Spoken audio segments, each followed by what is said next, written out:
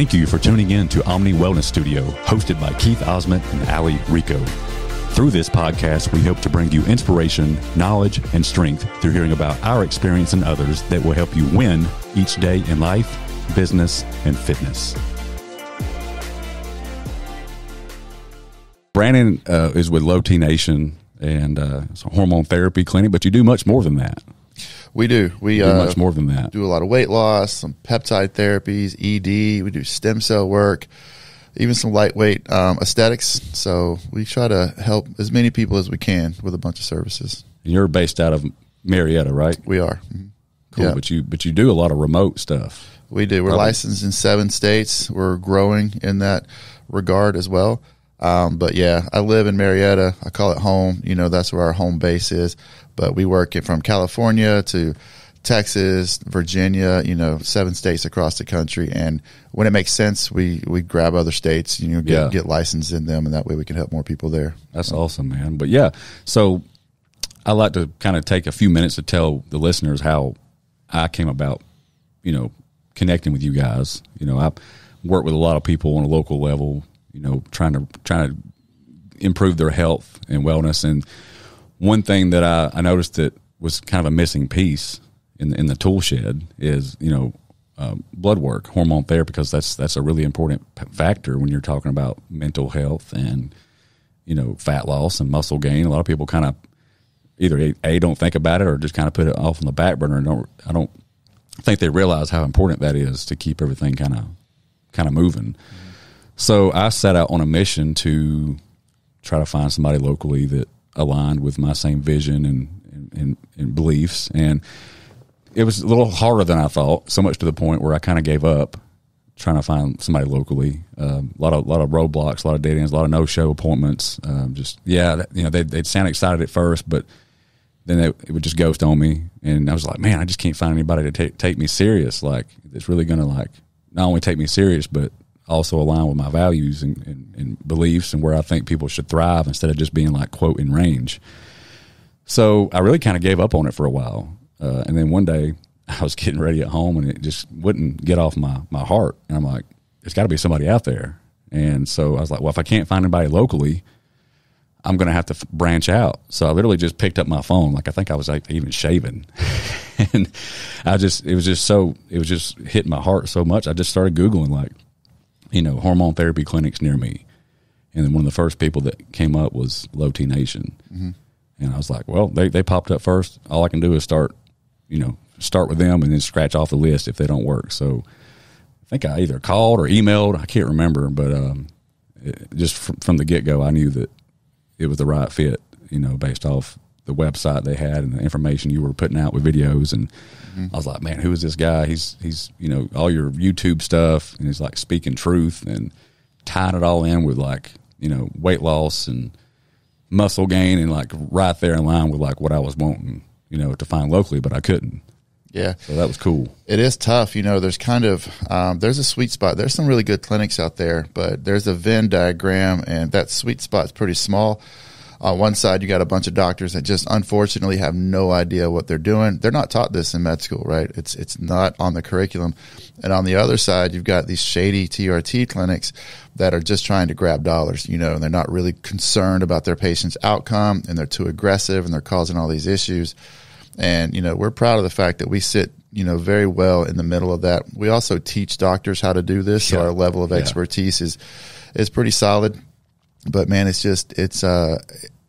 love the fact that, we are very like-minded and philosophically aligned with guys like yourself. Yeah. And at the end of the day, we're just trying to help people, so we spend a lot of time and effort to build our expertise and to be able to do that as well as possible.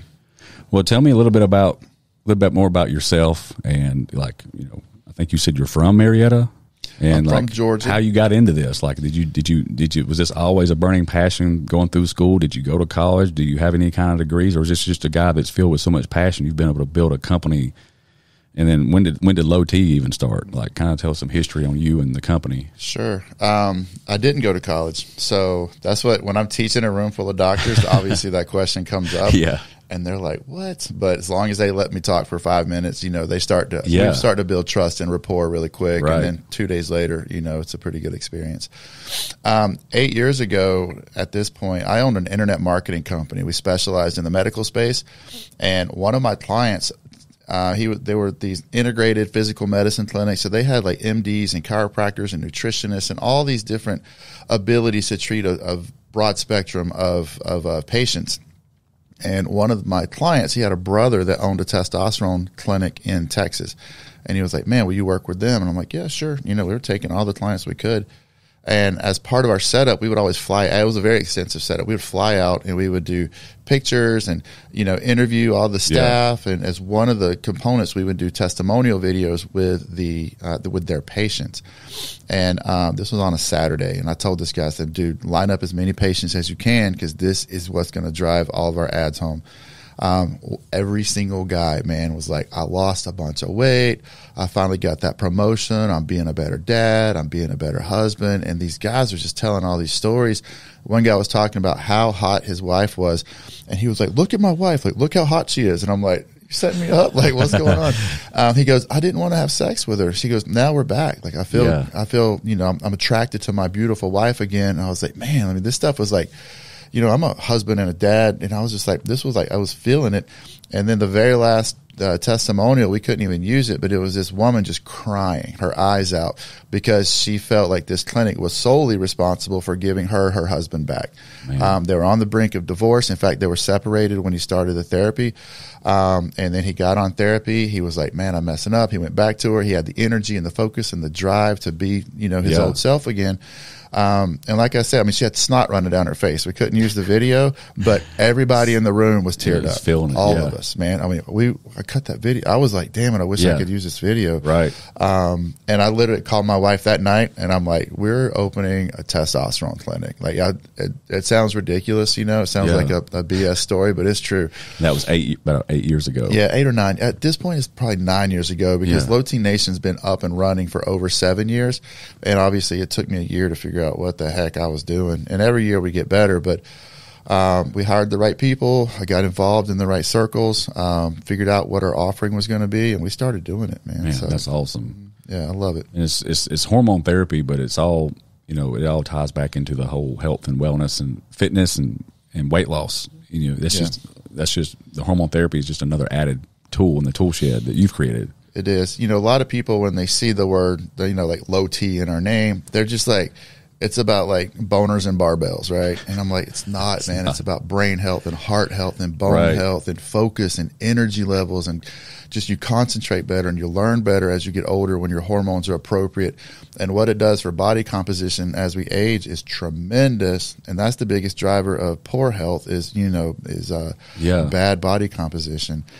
And so it just helps across the board, you know. And it's all about longevity with us, just intelligent decision making in the medical space to keep our patients as healthy as they can be when they're 80 and 90. That's our goal. Like, that's our mission and our motto. And you've teamed up with pharmacies that help get this distributed out, because that's what's cool is not only did I partner with you guys to help my clients, but I also am a customer or a client of you guys, because I wanted to experience that for myself. I think before I even really started pushing or, you know, recommending you guys to my people, I wanted to kind of go through the processes myself and then get the firsthand experience to make sure you guys were cool, you know.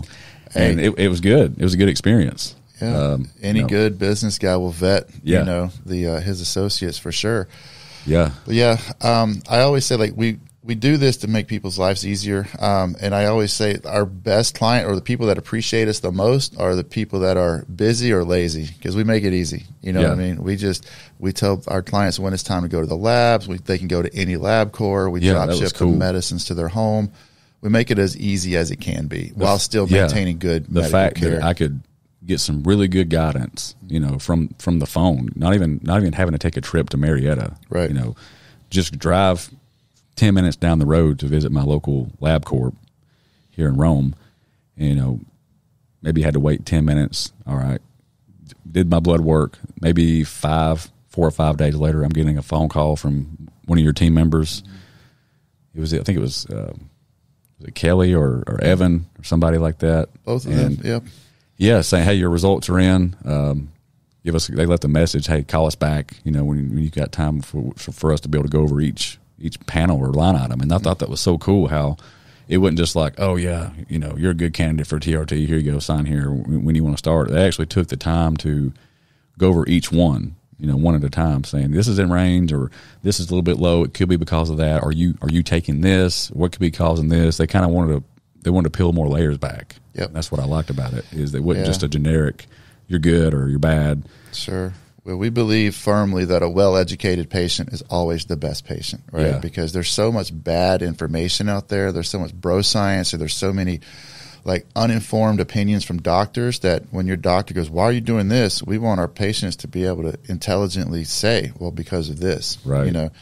Unfortunately, a lot of doctors go, that's not true. But we tell all of our patients, just show me one study. Yeah. Just one study to the alternative. And I love that, it was able just to show up on my front doorstep, FedEx in a package. And I don't have to play doctor myself or, get the stuff black market. I'm getting it from a pharmacy, and my blood work's being done over 6 months at this point. I think the first month I was with you guys, I came back 3 months later. Yeah, 8 weeks later. Yeah, 8 weeks later. So that was really cool. Yeah, we want to make sure we've got you dialed in early. Yeah. You know what I mean? We don't want to wait 6 months to realize that we weren't exactly where we need to be, because everyone's different, right? The initial prescription that we give you, or any doctor gives you with hormones, is a best guess. There's too many variables. We don't know exactly where you need to be. We don't know how much estrogen your body's going to make. There's all of these variables that, unless we got a perfect baseline from you when you were 21, right, we wouldn't know those answers. Know. So sometimes there's a little bit of troubleshooting involved. So that's why we bring back at 8 weeks, recalibrate if necessary, but it gets us on track faster by doing that. Yeah, a little bit of a backstory on what led me to this was, I was telling you earlier that this is back in the early 2000s when pro hormones were at their strongest. Mm-hmm. This is when you had Mark McGuire, the baseball player that had just got busted for taking it over the counter, and he probably was most people at that time. Hey, I got it over the counter and there's nothing wrong with it. But it had some pretty potent ingredients in there that would pop on a drug test. And I just so happened to be,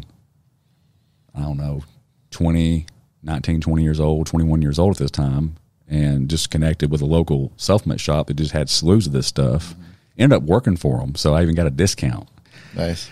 So there I am, seeing stuff over the counter, thinking it's safe, quote. I'm taking it like candy, so to speak. And maybe I took it too long. Maybe I didn't take it right. I don't know. It's been 20 years ago. But either way, long story short, ended up, I think, probably either not taking the right protocols afterwards to rebound my testosterone levels, but it crashed at some point to the point where I felt like crap, to be in my mid-20s. Went and got blood work done. I think I had 280-something testosterone levels. The doctor looked at me and said, how do you even get off the couch every day? Yeah. For you to be in your 20s, you should be thriving, So I tried to do the right thing. He prescribed me some cream. I don't know why this doctor wasn't a fan of injections, whatever. Mm. The cream was expensive. I tried it. It just wasn't working out at home, especially when you got animals and everything else. It was just crazy for me. And so I chose to do it myself, black market. I'm like, I know people that deal this stuff, so I just started doing it myself. But I still didn't really have the guidance. I still feel like I was missing the mark, because even then I was still injecting once every 10 days or something like that, 12 days. I can't remember, man, whatever I had heard at the time from my doctor or what was the trend. But moving forward to now, ever since being with you guys and being educated, injecting every 3 days or 3.5 days, that made a huge difference for me. Oh, yeah. Because it made sense. Because even when I did my first consultation on the phone with you guys, she asked me, she says, well, with your current once every 10 day or whatever, are you experiencing a really good feeling, 24 or 48 hours after your injection, and then maybe by Friday you're feeling a little low? Mm-hmm. I'm like, yeah, but I thought that was normal. And she's like, no, your test levels are going up and then going down, and you're waiting too long in between injections. So it's been a learning experience, finally hooking up with somebody that knows their stuff. And and then on top of that, you know, the enclomiphene, you know, I'd like to get your opinion on that and why that's important, which I know it all ties into testicular health. It does. Because even though a guy may or may not want to be having kids, okay, let's just say he don't want kids.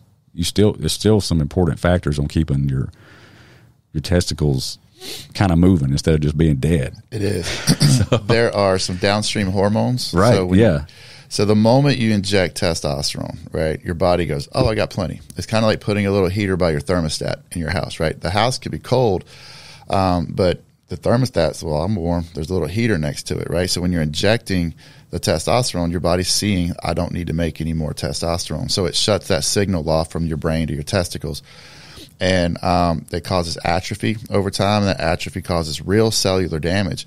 Now, that affects fertility and your ability to make testosterone in the future, which is the biggest thing we're worried about. Because if someone has to come off the testosterone and they don't have the ability to make it anymore, they're in bad shape, right? Also, fertility is a huge deal, especially for our younger folks, obviously.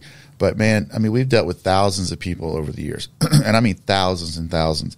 And I can't tell you how many 35-year-old guys are like, I don't care about my fertility. I ain't worried about that. I've got a kid. Not having any more. I'm happy as can be. And then life throws us curveballs, man. Yeah. And so by 40, he's married to someone else, right? Yeah. They want a kid, and now he can't. Right. You know, so we protect guys from themselves, is that reversible? Not typically, and it takes years to get to that point, right? For most guys. But most guys are on testosterone for years, right? So it's going to happen at some point. And so many guys come to us because their doctor put them on testosterone, never had these conversations with them. They can't conceive, and they go get a semen analysis done, and it's literally a 0. And then if you get on YouTube or TikTok or Instagram and you look anything like TRT and fertility up, we come up. You know, that's one of our specialties. And so we get so many guys, and they're like, I just didn't think I was going to be here again, but yet here I am. And so we protect guys from themselves. And there's also DHEA, progesterone, and pregnenolone down regulation when you don't take care of that testicular health. So some guys, those hormones really make an impact. And it's also just a philosophical thing because all of my providers, man, they took an oath to do no harm. And this is something that we take very seriously. And if we give somebody testosterone without any kind of testicular support, we're doing harm. Right. You know what I mean? So we have some guys that are like 70, you know, they literally have no testicular output left, and they're obviously not having kids. They can kind of be the exception to the rule. Yeah. But for the most part, our guys, like, it's mandatory. In fact, we turn guys in their 30s and 40s away if they're not willing to take it. Because some guys are like, I'm not taking anything but the testosterone. And I'm like, that's cool, man. It's your body. I respect that. But you got to go somewhere else because we're not going to be a part of your bad story, you know? Man, I love that. Yeah. That's so cool. Another reason why I chose you guys to partner with, man. Yeah. So, and then I know another thing that you try to keep in check is, and I know every person is different, is the estrogen stuff. Like I know when I first hooked up with you guys, they gave me really low dose Arimidex. Mm-hmm. And anastrozole, Arimidex. Yeah, and just being around the industry for years, I'd like your opinion on this. You know, in the streets, so to speak, a lot of guys will take these 1 milligram Arimidex tablets like candy. And I'm like, part of me always said that probably can't be too good, you know, just to be guessing like that, you know. Yeah. As soon as they wake up feeling a little bit off or they feel a little bit fluffy, you know, granted the night before they had damn beer and Mexican, but carbs, God forbid they wake up and feel a little bit watery, they're popping 1 milligram Arimidex tablets. And I've always thought that probably wasn't too smart because that's probably throwing some shit out of whack. It is, and it's a terrible methodology. Most guys don't need Arimidex, right? Now, some guys do. We can look at your blood work early and see what your free T starting off is and what that equates to as estradiol. And then, because that ratio is going to kind of stay the same, right? So we know, we're looking at your numbers, we're going to quadruple your free T. We know that number for estrogen is going to quadruple, and that might be way too high. So in that case, we intervene early. But for most of our guys, we'll give it to them Just take as needed. Take it, and we tell them specifically what we're trying to treat with that, right? So emotional instability, nipple tenderness, and water retention. It's not, and I mean real water retention. Right. You know, I mean not feeling fluffy, because carbohydrates, every gram of carbs holds 4 to 5 grams of water, right? Yeah. And if you're feeling fluffy the next day after a night of spaghetti, it's not the estrogen, right? It's the carbs. But if it's sustained water retention, for a couple of days, even when you're eating clean. Yeah, exactly. And so the way we like to explain it to them is PMS in a woman is simply a physiologic response to elevated estrogen levels. And some women have no response to high estrogen levels at all. Thank God my wife has no PMS ever. Really? She doesn't know she's going to start until she does. Wow. I've dated other women that I could tell 4 days ahead of time just by the look on their face. I'm like, oh, here we go. And so, but men are the same way, right? There's some are very sensitive to estrogen and some are not. So the guys that are sensitive to it, we treat those sensitivities, right? We treat the symptoms. And if you're not sensitive to it, I don't really care what your estrogen level gets to. If you don't respond to it negatively, that's great, because estrogen is critical for heart health. It's critical for bone health. It's a powerful hormone. It's critical for good erection quality. So it's not the bad guy all the time. No, people think rarely is it. You know what's the bad guy typically is the anastrozole, because like you said, the commercially starting dose is 1 milligram. So most doctors say, well, here, take your 100 milligrams of test or whatever and take 2 of these a week. Right now we have something like 800 concurrent patients. We don't have a single patient on 2 milligrams a week. Right. Right. So we start, when we do need to use it, we start with granular increments like 0.3 milligrams, like once or twice a week. That's what y'all gave me, 0.3. And typically that's enough, right? And many times, at that 8-week mark, we take a guy off of it. Yeah, they stopped putting it in my kit because my blood. I think I've already had 2 or 3 blood panels done since I started, and they've noticed that everything's cool. Yeah. So, and you had you couldn't feel it, right? I don't think I've ever experienced that, man. I mean, I wouldn't know what it feels like. I don't know if I've ever experienced tenderness around the nipples. I mean, of course, I've got emotional before. I'm a human. Yeah. And I've held water weight for my carb or cheat meal, but as far as feeling like I'm waterlogged for days in a row and tenderness around the nipples, I don't think I've ever experienced that. You can just physiologically handle it, Yeah. Every guy's so different. And this is where clinics don't do it right. They have a protocol, and every guy gets at this level, and they shoot for this number and this ratio. And man, we are just like, how do you feel? Right? Yeah. Like how a guy feels is our goal, not just moving numbers on a spreadsheet. Every human's so different. So different. Some of our guys, we can get them literally to like 700 total testosterone, and they feel like Superman. Right. I mean, they're like, oh my God, I'm back. And other guys, we got to get them to 13 or 1400 just to snap them out of their depression, right? Dang. Just to get rid of the anxiety or the, whatever they're dealing with. And if we just had one steady thing that we did to everyone, we would really screw up our outliers, right? Yeah. We'd hit the sweet spot in the middle, but man, we have so many guys on the outside on both sides, high and low. We would be doing them a huge disservice, so. And speaking of that fluctuation in numbers, you got this where most males will go to their traditional doctor, physician, and they'll get blood work done. Say a guy's in his 30s, and he don't really know how to read labs or know what he's looking at. He's putting all his trust in his doctor, right? Doctor comes back and says, "You're good, man. You're in range." The patient don't really want to ever challenge that question or ask for numbers or specifics. They just trust it. But in all reality, the guy is like, say, at 360, but is feeling like crap. But the doctor says he's in range, because that's true, right? Because you got to, in range is from like 350 to like 1,000 or something like that. Well, it depends on the lab. This is where it gets weird, right? Yeah, most of the ones I've looked at are like that. So LabCorp used to be like 260 to 1,200, and then overnight, like 3 years ago, they're like, now we're 300 to 950 something. And I'm like, how's normal just changed by? Well, who do you think who controls that? Insurance companies drive it, a little bit, because the lower the normal range, the less they have to treat people. True.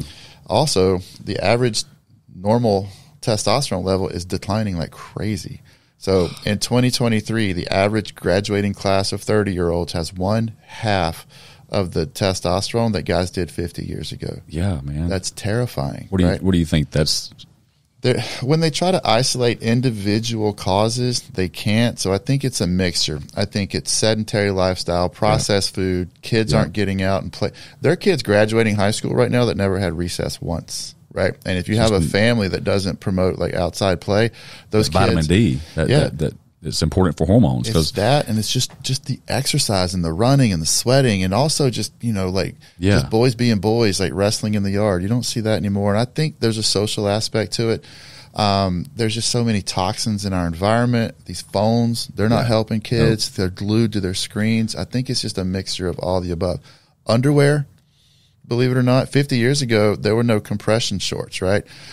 We have a sack because our testicles need to be cooler than the rest of our body. They don't work at 98.6. Well, all these compression shorts are keeping our testicles glued to our body, keeping them warmer. I didn't know that. Yeah, I think that's literally why we have a way to get them away from the body a little bit, is to cool them off. And so that, there's nobody wearing even whitey tighties anymore, right? It's all compression shorts now. Right. So I think that's a contributing factor. But again, trying to isolate each one of these individually, they don't really stand up in research. I agree. It's a mixture of it all. I mean, everything you just said, I agree. I mean, the sedentary, you're right. You don't see it.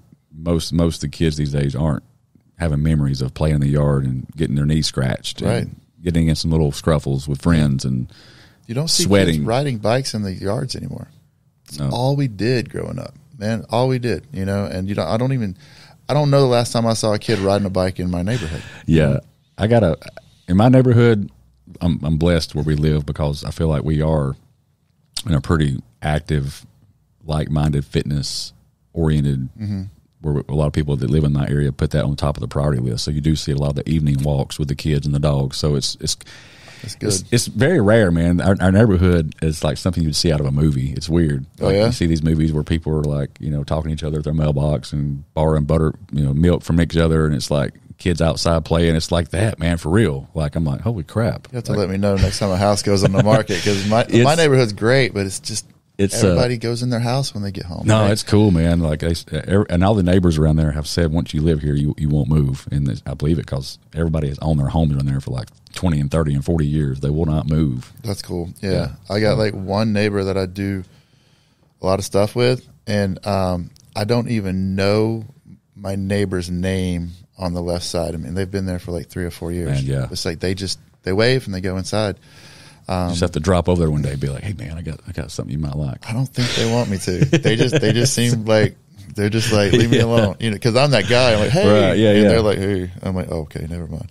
Yeah. But yeah, things have changed, man. People are just so much less social, right? Yeah. We're so into our shows, like we're so into our phones. And it's like we live in this digital world, right? But we're missing the real world right in front of us. It's an artificial. It's literally the Matrix. Right, it's an artificial existence that most of us spend most of our time in. It is, and I have to really check myself too, because granted, a lot of my digital time spent is for business, but it still can pull you in, and you can get carried away. It can, but as long as you're just not sitting on TikTok for 2 hours a night, just crushing it like that numbs your brain. And it just numbs us. And that this is something I didn't even write down, but speaking of scrolling your phone at nighttime, is when I do an onboarding with a client, I do give them some like little sleep protocols, because again, sleep is super important for hormones, and you got so many people that's dealing with sleep apnea, and they're just not getting the recovery they need. Which I just got me a Whoop. The Whoops are it, and man. I'm only like 7 days in, and it's already giving me some really cool data. Yeah, I like it. So, do you have an Oura ring too? Not yet. You told me to get that one. Yeah, they measure the same thing a little differently, but they're both very consistent, and so it's fun to like kind of bounce one off the other. And so, but yeah, knowing your sleep is just so critical to good health. Man. It is, really man. Is, It is, and a lot of unfortunately, the males that deal with sleep apnea, and they do a lot of snoring and catch themselves kind of like jolting and gasping for air. It's because of the high body fat levels, I believe, the visceral fat and stuff like that. It's neck fat. It's neck fat. Yeah, and there's like a 17-inch mark that's kind of the tipping point for most guys. When you get past 17, you snore more. So guys that lift a lot run into it, and guys that get obese run past that 17-inch mark, and it's problematic. You know, and I was at a point where I wanted to. I think it was 2000. It was actually January of this year. I was on a mission to not assume anything because, you know, I'm bumping 40. So I was like on a mission. That's part of the reason why I also was so glad I teamed up with you guys, because you're able to allow me to put a check mark in that box. Hey, I got this under control. I got a good company looking after me, and I call y'all's team like the little hound dogs. Y'all gonna sniff it out if there's a problem. Oh yeah, you know. Yeah. So the fact that y'all are looking at my blood every 6 months now gives me good peace, you know. And then I also wanted to put a check mark in the sleep apnea just to make sure. So I did order a sleep study at home sleep study test made by a company called Lofta. Like ambulatory, the little machine. So you basically it comes with you download the app. You put something around your finger. It's got a wire going up, and it's got something you stick on your neck. Nice. So a sticky pad, and it measures your heart rate. I don't know how it does, man. I feel like I was like freaking all wired up one night, but they said, yeah, you know, it's going to be a little bit weird, but just put it on, go to sleep, and it monitored everything. But it sent the results in to them, and then they emailed me back, and they said I was good. Nice. And then something recently I started doing just to help the sleep, which I was surprised at how much it actually helped. And it feels like you're being hooked up to an oxygen tank. I bought me some cool, they're called intake nasal strips, and these jokers actually have like metal ones that has the magnet that pulls it open. And I swear to God, when you put that on, you feel like somebody just hooked you up with an oxygen tank. You know, like the airflow is so much better through your nose and more cleaner and fresher. So it's got to help when you're sleeping. It does. It opens the nasal. It makes it easier to breathe for sure. My wife just ordered this really cool. So on her side of the bed, she's had this thing called a coolie pad for a while, and it's this little pump that stays under our bed with just a couple gallons of water, and it runs cool water, right? And you can use your phone. You know, you set it to whatever temperature, because she's just always sweating at night. She's always too hot, right? Yeah. So this can literally, and if you think about how much heat you trap between like your body and the bed, it's a tremendous amount of heat. It is. And so this thing, it pulls all that heat out, which helps her sleep more comfortably. You know, we were measuring with Whoops, and or her average sleep disturbance went from 18 to 9 times a night. It cut her sleep disturbances perfectly in half. Yeah. But it's also a weight loss tool too. Because if you think about all that heat that's got to get replaced to keep your body at 98.6, that's a big thermogenic load, right? So she's burning probably, I'm making this number up right now, but probably another 150, 200 calories a day, literally just because her body's having to work so hard thermically to stay homeostatic at night. It's pretty cool. And sleeping in a cool environment is so important. I don't know how people do it, like hot. Like you got some people that like crank, you know, don't bump their air down or whatever. I'm like, no, we actually just recently on these hot days, I actually purchased a window unit. Oh, yeah? Just so I could get the temperature in the room on down closer to like 64. Yeah. My wife's at 63, and to me, that's just too cold, you know? And so I used to freeze, or she used to sweat. Right. And then I was like, I don't want that pad on my side of the bed. Right. And then I caught myself kind of slid, you know. She's like, get on your side of the bed. So now she just ordered a new one, but it's got all this biometric feedback. If you get restless, it learns you, right? Yeah. So it says when you get restless, if I raise the temperature, you calm down, right? Cool. So it's got all these ways of knowing what to do right. And if your body temperature shifts really fast, it knows how to accommodate. Like it's pretty, like technology now is amazing. You know, I can't wait. It's in the mail right now. I can't wait to try it out. So sleep's so important too, in conjunction with, you know, hormone and all that stuff. So, all right, I got a whole slew of notes here. We're going to try to keep going down them. So, you know, we talked about where most males get it wrong with trying to treat themselves. Obviously, I talked about my experience, and you're kind of playing with fire. If you're not getting blood work done, you get these guys taking estrogen tablets like crazy. Not a good move on your, like what you said. Estrogen is important. It's not the enemy, right? You know, it's super important for, like you said. What's the important things for estrogen you named off earlier? Anastrozole. Yes. Yep. Yeah. Arimidex. Yep. So, and those are important for. If you're getting too high, they're important. But keeping optimal levels is super critical, right? So, you know, everybody has a bell curve. You don't want to be too low or too high, but having a clinic understand where the top of your bell curve is and helping you stay there is really important for sure. You know, the other ways guys get it wrong is on the internet, if you look at what's a good dose of testosterone, oh my God, you'll see all these guys. I run a full gram a week, or I run 800 milligrams, and I'm okay. And like, if you look at these guys' blood work, they're not okay, right? But some guys can feel okay at those levels. Just because you feel okay doesn't necessarily mean you're okay. Now, we always preach that, hey, we care about how you feel more than anything. Right. But again, you got to have bumpers on the lane so you don't throw a gutter ball like way too high or way too low. And some of these guys are throwing terrible gutter balls, that you can affect your liver, that your liver will get big on too high of testosterone levels. You can affect your sleep through increased DHT, gives you prostate issues, so that can mess with you. And there's just some other things that can happen. Your hematocrit levels can get too high. That can increase your blood pressure. And so I tell everybody, like, we're all professionals at what we do, and no one can take 5 minutes on the internet and learn what you do, right? No matter who's listening to this. No one, imagine someone going, you know what, I figured it out on the internet, then just dorking around on YouTube for an hour. Right. It's not that easy. There's too many things that can happen. You want to make sure you know what kind of pharmaceuticals you're getting. You want support when you need it. You want good, very extensive diagnostics and lab work. And you need people that have just done it thousands of times, to be able to take care of you. And that's what a good clinic brings to the table. So you said earlier you actually travel around and actually teach other doctors and physicians on how to properly diagnose and treat hormone deficiencies and how to properly treat it.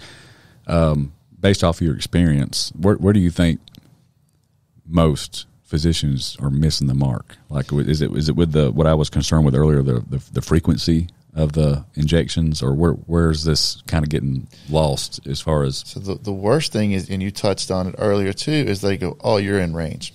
Okay. Yeah. Right. So the range thing is so misleading. We kind of got off that topic for a second, but Quest now goes up to 1200. LabCorp goes to 950. LabCorp used to go to 12. Like, how is that normal? Some labs stop at 800 for the high water mark for testosterone. How is that normal? And also, the average guy, this is another thing too. Healthy guys in their 30s and 40s hardly ever get their testosterone levels checked, right? But guys that have low T feel terrible. They go tell their doctor they feel terrible. So they say, well, let's look at your testosterone levels. And so what's creating the average is typically guys that have issues, right? They have low T, but then because that's the average, that's what's normal. Oh, man. It's not normal. I gotcha. Yeah. Right? And also what's normal nowadays, because of all our toxins, was half of what was normal 50 years ago. So should we be at this or should we be at that? If you ask me, the human body, just because our environment is toxic and our lifestyles are toxic, it doesn't mean we don't need these levels of testosterone, right? What do you think? Like, I often wonder, about my grandfather. Like, if I could have got his, I wonder if I could. It'd be awesome if we could find some blood work done from him from like in the 60s and 70s. Like, these are men. Yeah. Still have a really strong handshake. He's in his 80s, still does yard work. Yeah. That old school generation you were talking about. Like, I would love to see it, because like my granddad and my dad, I'm like, I would love to see it. And they still, even though they're on up in age, they you can tell they're cut from a different cloth. Yeah. From a gene standpoint. Yeah. My dad's a rancher. And he's like, come help me work on the farm for a day. And I'm like, no. I'm like, nope. I'll send my son in there. I got a 22-year-old. I'm like, go help your granddad. I'm not getting in. I'm not falling for that anymore. So yeah, you're saying that, if you could have been a fly on the wall back then, he might have been at 1,000. Probably was. Yeah. And was like again, average. There is a lot of research showing that most guys back then were. Yeah. Right. There's a lot of data. They were testing those levels back then. Yeah. Not as often as they are now, but there was research, right? And it showed literally the 30-year-olds back then, 50 years ago, had twice the testosterone. Man. And age is another thing too. Another thing that doctors get wrong is they go, oh, well, you're good for your age.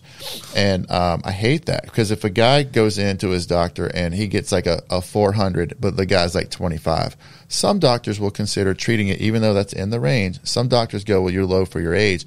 But if you have a guy that's 60 going in at 400, the doctor will be like, oh, you're good for 60. Good. There's a saying, I wish I could say I coined this, but I didn't.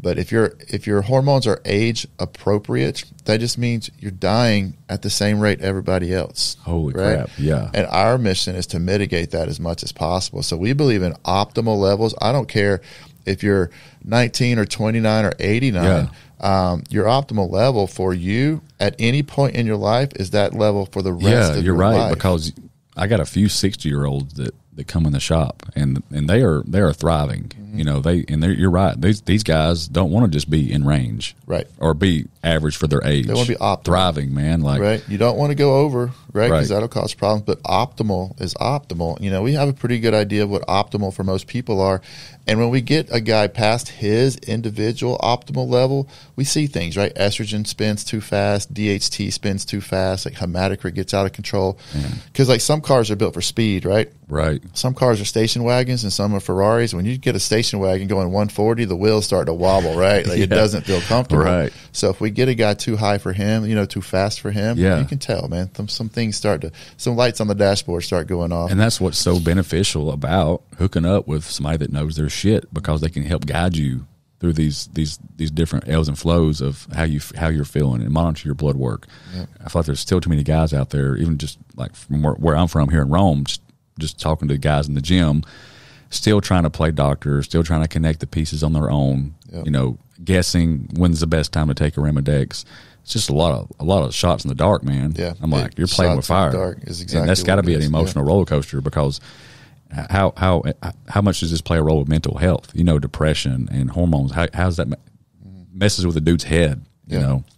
We actually have psychotherapists that refer to us all the time. I got to speak in front of a room full of Georgia psychotherapists a couple of years ago, and their job is to manage hormones, right? Like serotonin and dopamine are hormones, and that's what, you know, the medications that they prescribe manage those hormones. Or for psychiatrists, not psychotherapists, but they understand the importance of how these hormones affect your brain, right? Your confidence, your ability to get up and go. And I'm like, these sex hormones, like testosterone and estrogen, they are just as powerful. And that was kind of the foundation of my conversation. Right. And they were like, holy cow. So a bunch of these folks now, if you're a 40-year-old and you go to a therapist because you just feel like something is off, right? Right. And they say, well, when did this start, right? If you have anxiety or you feel like you're depressed or whatever, and they're like, you know, like a couple of years ago, and I'm exhausted all the time. Like, I don't want to do anything. I'm depressed. And it just happened a couple of years ago. A good therapist now, especially if they've listened to us, they're like, well, let's get your hormones checked, right? Because if your testosterone level is terrible, let's address that first before considering SSRIs or something like that. But so many just GPs now are like, hey, Lexapro, boom, right? Hey, Prozac, boom. So we take guys off of these SSRIs all the time. That's got to be done intelligently, right? If a guy's been dealing with depression and anxiety his whole life, we're not touching that. That's outside our scope. Yeah. But if a guy was like, I felt great until I lost my libido, I got fat, I lost my muscle, and I got depressed all at the same time, I'm like, we're going to try and fix this. You know, it's probably testosterone related, you know. We do that all the time. And I love being able to take guys off of SSRIs, because SSRIs don't make you feel better. They just don't make you feel anything. And that's no way to live either. No. You know what I mean? No, not at all, man. And the other piece of that was, you know, what's your opinion on the frequency? Because you hear so many doctors that you'll have one guy, I'll have one male client over here that says, hey, I'm already taking TRT. Of course, I ask questions, and I'm like, how much and how often? They're like, oh, I'm doing it every 2 weeks. And then I got another one over here that's doing it like, you know, once every 7 days. And then you got me over here doing it every 3 days. Yep. Is there a wrong or right? What is your opinion? Yeah. There's a lot of wrongs. There's a couple rights. Some guys do it every day. There's no physiologic benefit of doing micro doses every day, because the cypionate that you inject has a 7-day half-life, which means every week you lose half of what you injected, right? So that guy doing 2 weeks, let's say on a Sunday night he injects, and it doesn't exactly work like this, but for the sake of the example, on a Sunday night he injects a big dose, and it gets him to 1,000 that next morning, right? Well, in 1 week he's at 500. In another week, if he waits 14 days, he's at 250. So he just went from 1,000 to 250. And that pharmacokinetic fallout, you can feel it, right? Yeah, that's where I was at. Yep. So if you're waiting a week, you're going from 1,000 to 500, right? Something like that. So still it's up and pretty down. Good up and down. But if you're doing, you know, every 3.5 days, the rise to fall is typically like 200 points, you know, the top to bottom. And that's less volatility than your average 25-year-old walking around. Your average 25-year-old can be 700, 1100, 800, 700, 1100, and they feel great, right? As long as the top doesn't get in a bad spot and the bottom, the trough doesn't drop below your level where you feel bad, as long as you're undulating in that kind of a green zone, you feel great. So, and why do you think it seems like the every 2 week thing is like the most common? Like, why do you think physicians do that? Like, the manufacturers literally put that on the bottle. Okay, it's so the most just basic. It's the craziest thing. I'm like, the pharmacokinetics of your product and your directions don't match it. It drives me crazy, man. It drives me crazy.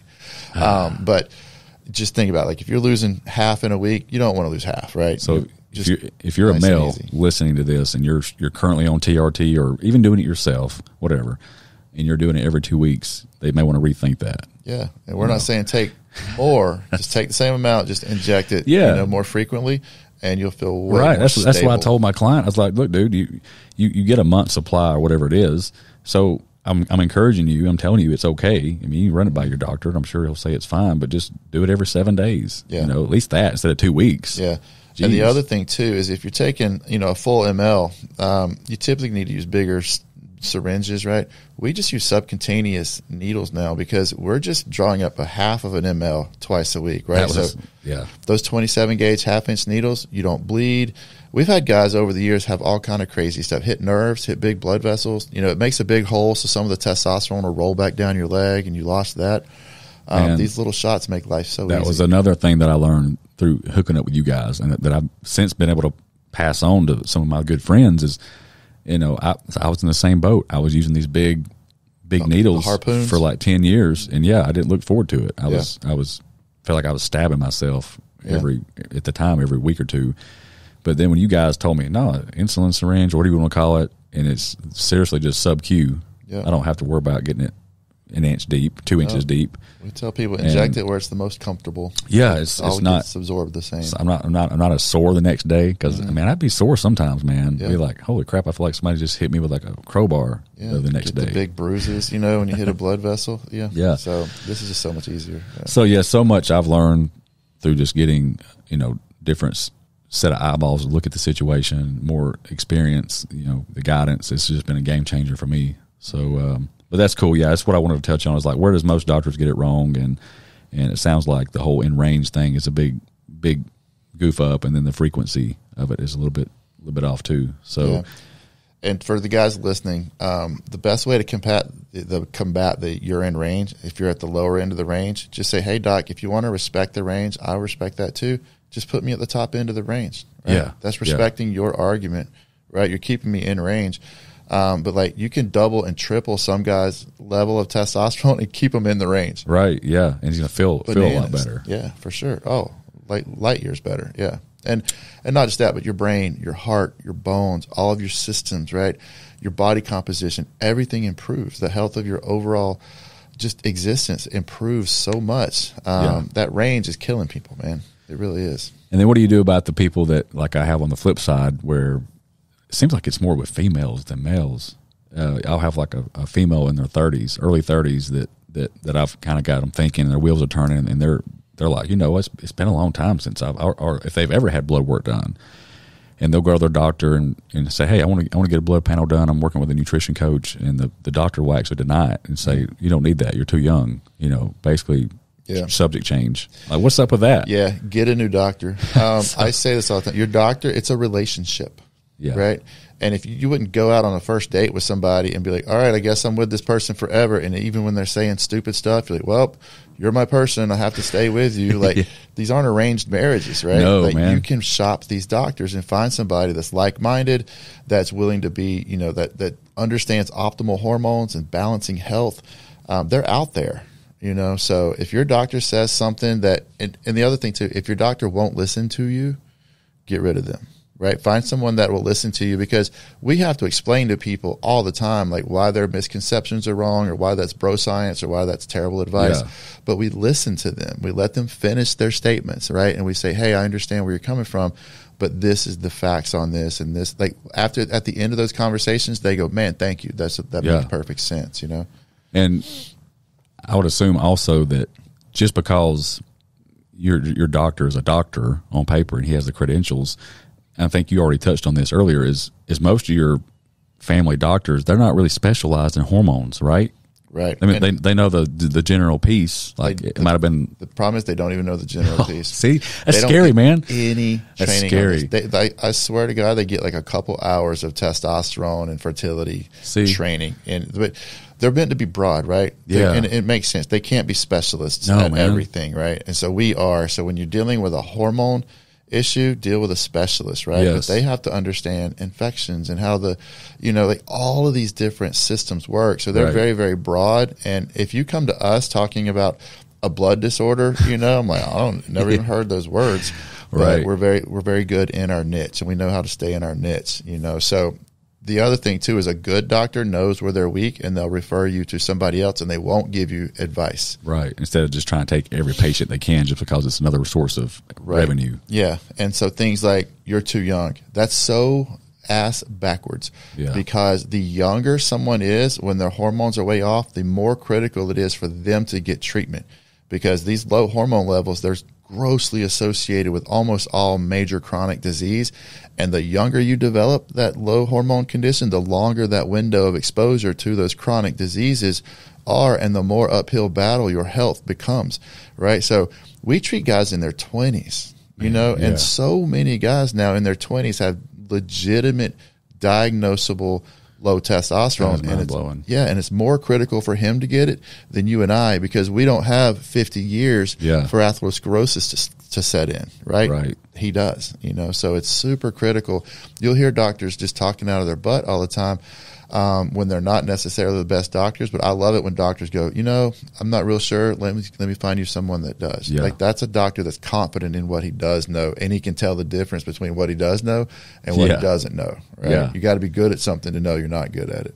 At other things, I agree. So, and this one's a little bit off topic a little bit, but I do want to know your opinion. I think we've actually talked about it before on the phone, because I have clients also that, they think they've tried everything as far as, dieting and what they consider to be their best approach to lose weight, but they'll go get they'll all of a sudden start turning, or they'll come on a YouTube page that says, you must be, it's gluten or it's food sensitivities, and they'll go get a food allergen test done, whether it's at home test they get offline that tests for food allergens, and it comes back and says, oh, you're allergic to basically everything. You can't have bread, you can't have eggs, you can't have chicken, you can't have dairy. Right. Just something in my gut has always thought it's not.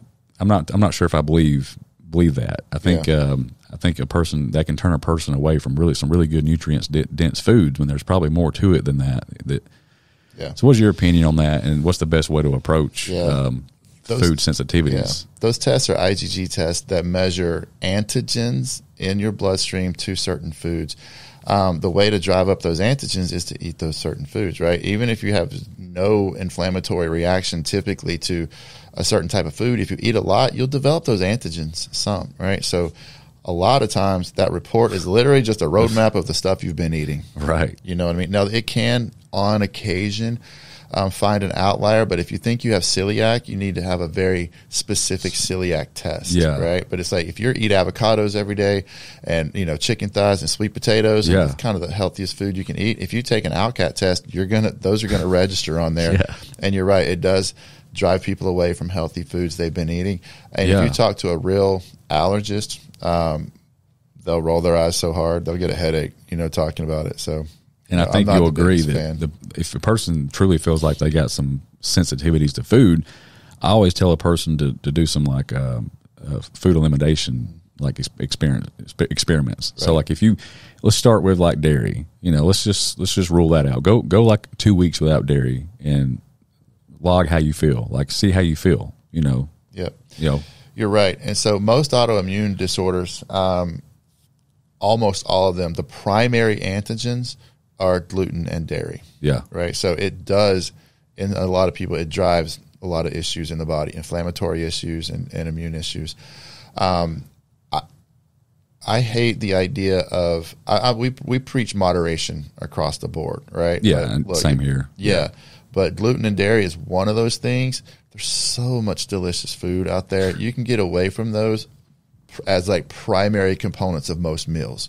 Yeah. But the American diet, man, I mean, there's bread on every plate. Yeah. You know what I mean? I don't think that's necessarily that beneficial, you know, but Right. on occasion, I mean, the pizza is delicious, right? Yeah. I mean, eat it sometimes, but those shouldn't be primary components of Right. I agree. especially if it's messing with you. Now, milk, there's a lot of studies that show people that drink a lot of milk are actually healthier than people that don't, right? Yeah. But that's if it doesn't bother you, Right. And so if it bothers you, eliminate it. Yeah. Yeah, Elimination so- diets are a great way to Cool. track down what's going on. Yeah, I just thought that was a cool little important piece that people might find interesting is before you just go all in and eliminate half the foods or more than half the foods from your diet, you might want to go to an actual specialist or do, like I said, a food log journal, you know, and see how you feel by just self-experimentation, you know, of certain foods. There is a really good test. It's by a company called Genova Diagnostics, and it's a gut health test, right? So they'll send this pretty intimidating looking swab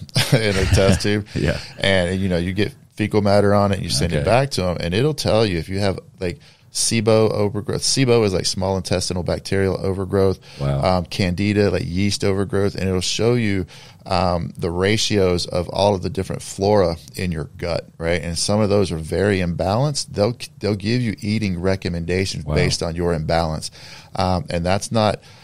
I mean, that's extremely precise down to the actual flora in your gut, right? So that's a really good test that I like to get. If someone's having gut issues, we typically start there and work our way back because it'll give them really good recommendations that aren't just like IgG type, you know, your body responds to everything you put in it, you know. But if your gut is imbalanced, you know, that's an issue. What is your opinion on pellets? Because I have concerns about that. I see a lot of females that get these pellets. They seem to be more popular with females than males. And I know you probably treat males with pellets. I don't know if you do or not, but yeah, we won't with males. Both of our nurse practitioners are trained in the BioT method. It's a pellet company. Most pellets are driven primarily more through like OBGYN offices than TRT clinics because from a physiologic perspective, they're nowhere near as advantageous. But OBs see obviously all women, right? So more women get pellets, you know, but pellets, the manufacturers will tell you, oh, we put it in there and it just baselines at this nice plateau and then you just feel great. And then, you know, as it falls off, perfect timing. Yeah.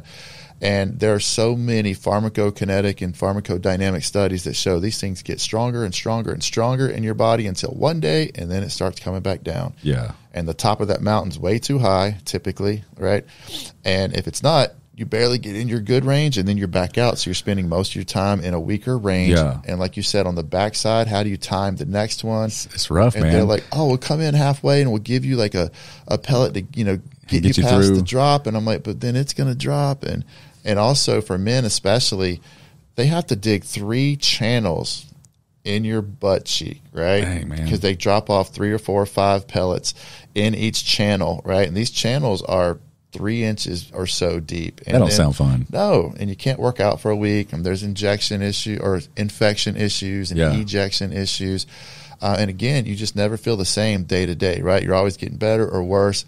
And if you need to manage like estrogen, right? Well, how do you manage it? Because estrogen is always getting worse and then it's always getting better. You kind of got this dial inside you that's uncontrollable. Exactly. You can't control it, man. Yeah. And I have a lot of clients that more females that, you know, I'm working with, and they come to me saying, you know, these past 2 weeks have been rough. I'm dealing with some depression. I'm holding a lot of water, and they're like, and it clicks with them. Like, well, yeah, it's time for my pellet, but right. I don't go for another 3 weeks. I'm like, holy crap, that's a rough ride, man. Right. That's a 6 or 8 weeks tough. Before they had acne they couldn't explain. Right. They had some other issues. Yeah. Like, it's just too problematic, and it's too inexact, if you ask me. So for the females that are going to be listening to this episode, and I'm gonna share this with a lot of my clients, and they're currently on pellets.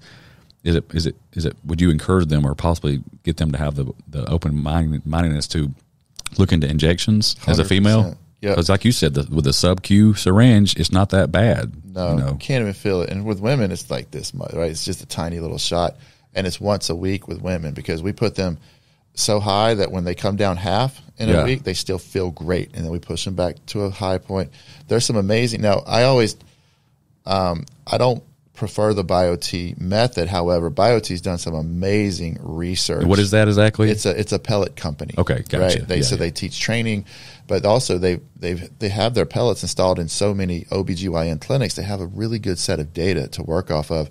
And they had a really good study come out last year that showed that if you keep a woman's testosterone level above a 150, it literally cuts her incidence of breast cancer in half. Dang. That is crazy. So I didn't even know that. So yeah. So testosterone in women play a big role in breast cancer. Yeah, absolutely. Regardless of whether they were getting estrogen or not, Jeez. It mitigated that. So a lot of women are afraid of hormones because of breast cancer, which is a complete fallacy.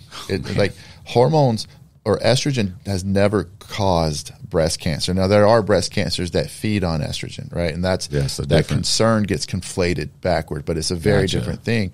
But the truth is high levels of testosterone, even with high levels of estrogen, cut breast cancer incidence in half. It goes from 1 out of 7 to 1 out of 14. If you think about how many women's lives that would save in a year if we started doing this routinely, it's a whole different game, right?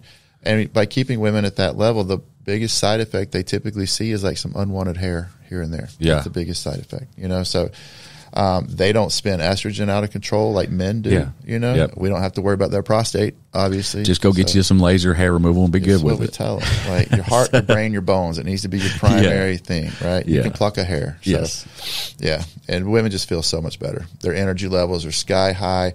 Their motivation, their confidence is back. Their body composition returns. They feel their muscles fill back out. They burn. And when you increase testosterone to that level, you increase your BMR, your resting energy expenditure, by like 15%. That gives a lot of women like an extra meal a day they can eat and not starve themselves to look great, Yeah, man, that's so cool. So yeah, female, if you're currently on pellets and just feel like you're kind of getting tired of that roller coaster, contact me. I'll hook you up with Brandon's team, and they'll do some blood work and see if you're a good candidate for some injections once a week for the females. Yeah, so once a week, easy. Cool. Another thing too, my wife and I were in Mexico just a few weeks ago, and there was a woman in a bikini. We were sitting in chairs, and there was a woman in a bikini like standing right in front of me, and I pointed at her butt. My wife's a nurse practitioner that's been trained in BioT, and I pointed at her butt, and she had these little lines, like 15 little lines, all right beside each other. There were scars, on her butt, and she had a tan, so but it's like there's scarring involved. It's a lot, you have to take a week out of the gym every time you get the pellets. I know, it's just not. And you're right. Just being in the competitive bodybuilding world, a lot of the females have to kind of lay off that the last couple of months because they don't want that to be an eyesore on stage when they're competing. It looks like tick marks, like people that have been in jail, and they're like doing the tick marks on the wall. I was like, somebody's been, this girl's been in jail for like 15 years or days or something, because it were obvious, scars. So that's an issue too. And injections won't cause that much, right? Not at all. Cosmetic damage. Yeah, and at the end of the day, if your levels just stay super consistent, like week after week, month, year after year, you get all the physiologic benefit from having optimal levels the whole time and not suboptimal levels for part of the time. So cool. And how big does hormones play a role in fat loss? And obviously muscle gain. I think that's a no-brainer for people. Obviously you connect. Everybody thinks of testosterone and muscle, but on the flip side, it's super important for fat loss too. Right. And so 100%. That's probably not an exact thing, but like all fat loss is driven by hormones. Right. Now we can talk about ghrelin and leptin. That's a hunger hormone and a satiety hormone. Insulin plays a part. It's not the bad guy. It gets called the bad guy. Insulin is just a mechanism by which excess calories are stored, and again, only if they're carbohydrate, right? Not if they're fat. Testosterone increases your BMR by 10%, but at the end of the day, the way it works is when you starve yourself, your body goes, man, I'm running out of food here. I've got to down-regulate my energy, right? I need to save as many calories as possible. So the way it does that, it down-regulates thyroid. So thyroid is by far the most powerful metabolic hormone in the body. Yes, right? It's the true governor or thermostat. To the point that people that are hypothyroidic, it can reduce their BMR by 40%. So to put that in numbers, let's say a woman's at 2,000 calories a day. Her resting energy expenditure or her BMR like on a conservative side is 60%, right? So that's 1,200 calories. Jeez. Reduce that by 40%. 40%. That's crazy, right? Is. It's like 500 calories or something like that. And so that's gone, right? 500 calories a day is 1 pound a week, right? A pound of fat's 3,500 calories. So if you give her 500 calories of burn back and she doesn't change anything about her activity levels or anything about her diet, she loses a pound a week, right? That's just because her body's going to naturally burn that much more. That's crazy. So that's powerful on the hormone side. We have this thing in our office called a calorimeter, and it measures how much oxygen you turn into CO2 while you're breathing. You can calculate that exactly to what someone's resting energy expenditure is. And so we see a lot of overweight people come in and their metabolism is sky high, because just like your body, when you don't feed it enough, it down regulates energy because it doesn't want to obviously wither away. Your body also doesn't really want to get fat. But so when you overfeed it, it goes, well, I'm going to burn this extra off and ramp my metabolism up. So a couple things happen. If you don't have the ability to ramp up those hormones, right, or your hormones are naturally low because of a glandular issue, like a thyroid issue, and you're eating too much, well, you're just going to put that on as fat, right? But a lot of heavy people that have good, healthy hormones, they have raging metabolisms. But again, your body can only increase its metabolism. But they think it's broke. A lot of the bigger people think their metabolism is broke or super slow. So we look at this, we can understand with this test, this person undereats, right? Or this person has no hormonal support, or this person overeats like crazy. So your body can only, if you don't feed it anything, you're going to die. You're going to starve to death, right? Because your body can't down-regulate energy to zero. Yeah. Also, your body can't up-regulate energy to 3,500 calories a day or anything crazy like that, right? So if you're grossly overeating. But it's a phenomenal test because we can see so much about a person, and I can just look at a couple of different tests and know exactly what's going on. It's not us being smart; the tests show it, right? So when we see their hormones, when we see their body composition, and what their resting energy expenditure should be, and then we see what it actually is, we know the problem, right? We're like, ma'am, you're not eating enough, right? And it's because this actually goes even in another direction, right? Because a lot of people, they can keep eating the same and their hormones will start to fail. So because now their BMR is lower, they start putting on fat. You know what I mean? Other people are good. They start eating way less. They down-regulate all their hormones, and then they start eating more fast. They get fat, right? So it's crazy how you have to have a good practitioner that knows what they're doing to work with this. But hunger hormones and satiety hormones, and this is one of the reasons why people put weight on so fast, is they'll starve themselves too long, they shut their metabolism down, they lose lean muscle, which also burns calories, and also their hunger hormone called ghrelin skyrockets, and a satiety hormone called leptin goes away. Wow. So you're always hungry, right? And when you do eat, you're never satiated, so you keep eating and you overindulge. And you do that with a weak metabolism and no muscle to burn.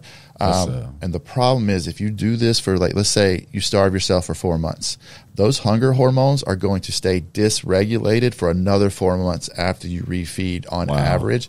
So you're but this is their body's amazing chemistry, right? Like, we've spent so many thousands of years making it through like bad winters, right? And so this is how your body says, oh my gosh, I've got to literally sit in the cave and have no energy for a couple months. And then when springtime comes around, you got to overeat to catch back up. It's like a bear, right? I mean, so your body is super smart. It's always going to try to go back to homeostasis or regulate. Yeah, we can't outsmart it, but it's just like a bear. Like it goes into hibernation, starves to death, right? It wakes up, it's voracious. It's hunger hormones driving it to get back to a healthy state. So the best way to avoid this is to keep a common sense deficit, right? Don't let your metabolism shut down. Resistance train and keep high protein to keep that muscle on and play the end game, right? This whole like 30 pounds in 30 days, or I'm shedding for the wedding. Diets, it's just a perfect recipe to set yourself up for failure. It's the old HCG diet. It's the worst thing ever. And we tell people, shoot for 1 pound to 2 a week. That's typically our thing. And just say, hey, where do I want to be this time next year, right? And learn how to enjoy the journey, because so many people write a number on the wall and that's their destination. And what happens when you get to a destination? Right. Well, then you go back home. Yes. Right. So we tell people, nope, you're on a never ending journey, right? Yes. There's no destination in sight. Your destination is health, right? Your destination is loving your life and enjoying the journey. Foods you like, working out with exercises you like living your life in a way that you're not like, oh my God, I'm starving and oh, I got to go do this.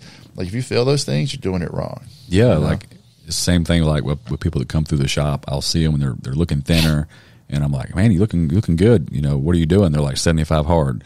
And these are people that's fairly new to the health and fitness game. And I'm like, that's awesome. But at the same time, I see them again 6 months later and they're back to their same weight or heavier. Yep. And I'm like, dang it, you know, and that's the reason why I do what I do now, is because 20 years later, I've seen these patterns of people dropping the weight, not being able to keep it off. Yes, you're right. So many people can do these crash diets, these 75 hards, and 75 hard is it's a tool you can use, but you got to learn what do you do on the 76th day, right? You know, what's the sustainable? Are you going to be able to keep doing two workouts a day? Right. You know, I hate programs. 75 hard is for advanced. It's people. More for advanced. Yes. Right. When someone's just getting into fitness and wellness and trying to improve their health, they have to make it so easy, right? Because stumbling blocks, when you're out of shape and you've never been healthy, it's very easy to quit. Right. And so you have to eliminate stumbling blocks for people, right? Because when they fall down, a lot of times they'll stay down. So our approach is like one tiny change a time each month. But we tell people we'll never ask you to change anything for one day that we won't ask you to change for the rest of your life. So, right. So I hate also these, you touched it earlier. What about the 76th day? I don't like phases because behavior modification is so hard, right? I mean, it's the hardest thing we do is to try to change ourselves. So when a program goes, well, we're going to do this for 6 weeks, and then we're going to switch it up and do this, and then we're going to do this, and then we're going to hit maintenance. You've just given them 4 sets of change. You've quadrupled the complexity of change and behavior modification. So we tell them, day one, we're going to start our journey, our forever journey, and I'm going to ask you to do something in this first month that I want you to do in 20 years.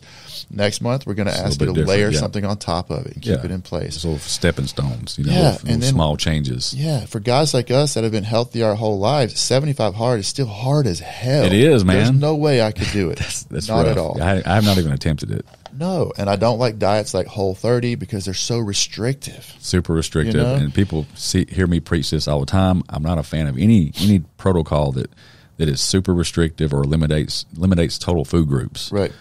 It's diets with names. Yes. Diets with names are so dogmatic. They're so tribal. It's like us against them. It's like, this is what's wrong with Europe. Like, why are you worried about what other people are doing? Was so popular, and I'm like, keto is a tool. I mean, you know, if you feel like you need to do keto for like 4 or 5 weeks to get the ball rolling because you're binge eating on carbs, then maybe use it for a little bit to get the ball rolling. But do you really expect to not eat fruit or sweet potatoes again forever? Like good nutritious foods? Like, come on, man. Like I love me some fruit and sweet potatoes. Some people love keto because they're inclined naturally to eat that food. Wonderful. Yeah, right? If that's a tool you got to use to keep you from getting binge eating the potato chips. But telling somebody that likes carbs to do keto, you're setting them up for failure, right? It's our job to set people up for success, and eliminating possible pitfalls and tripping, obstacles is how to do that. Intermittent fasting for some people is great. Same thing. Yeah. Right. It's great if you don't typically like breakfast, but some people, intermittent fasting drives some people to binge because they get so hungry. Yes. Yeah. Now they overeat tremendously. It's literally the reason they're overeating. Right. Then the proponents are like, no, it helps with your hunger hormones. I know it helps with your hunger hormones. Right. Everybody's different, And I tell my clients that I'm like, you got this big tool shed. And you got keto, you got intermittent fasting, you got Whole30. It's all like just tools you can use. We just got to figure out which tool works best for you. You're right now, and it can change. But don't think that one tool is the end all be all. Right. It can be interchangeable. You might be working in the garden with a rake 1 minute for a month to get that project finished. Just go back to the tool shed and grab another one. We can change. Yep. And then just because you see some success with that tool doesn't mean you get to get on your soapbox and preach to the world, I lost 30 pounds with keto, and that's the only way. Right. Amen. So we tell people I have a couple of TikToks on this that actually did really well. I'm like, you know what you should tell your friend, right, or your family member that's fat and unhealthy? You know what you should tell them? Like, nothing. Because telling somebody what they should do with their life, number one, you have to be educated on knowing what to tell them. Yeah. Right? That's super, super complex. The what on this, people spend 20 years in this industry on learning how to say what, right? Also, you have to know how to say it to them in a way that they can hear it. Mm-hmm. And the third thing is you got to know when to say it. They have to be ready at the point in time in life, right, to hear that. And the likelihood of you hitting all three of those at the same time is zero. Right? They have to come to you and go, I don't know what I should do. Do you know what I should do? Then the when, right, and the how is kind of taken care of because they're open to it. You still probably don't know what to say. But it's like, stop telling people what to do if you're not a professional in this. It drives me crazy. I agree. Amen. And another thing I'd like to, a different perspective too, is yes, you take those tools. I tell people this, whether you do keto or Whole30 or intermittent fasting, they're all vehicles to control calories. Mm-hmm. If you think 100%. About it, a lot of the people that have success off keto wasn't because it was low carb. It was because it really did truly probably keep you from binge eating or overeating on some carbs, which caused a deficit. Yeah.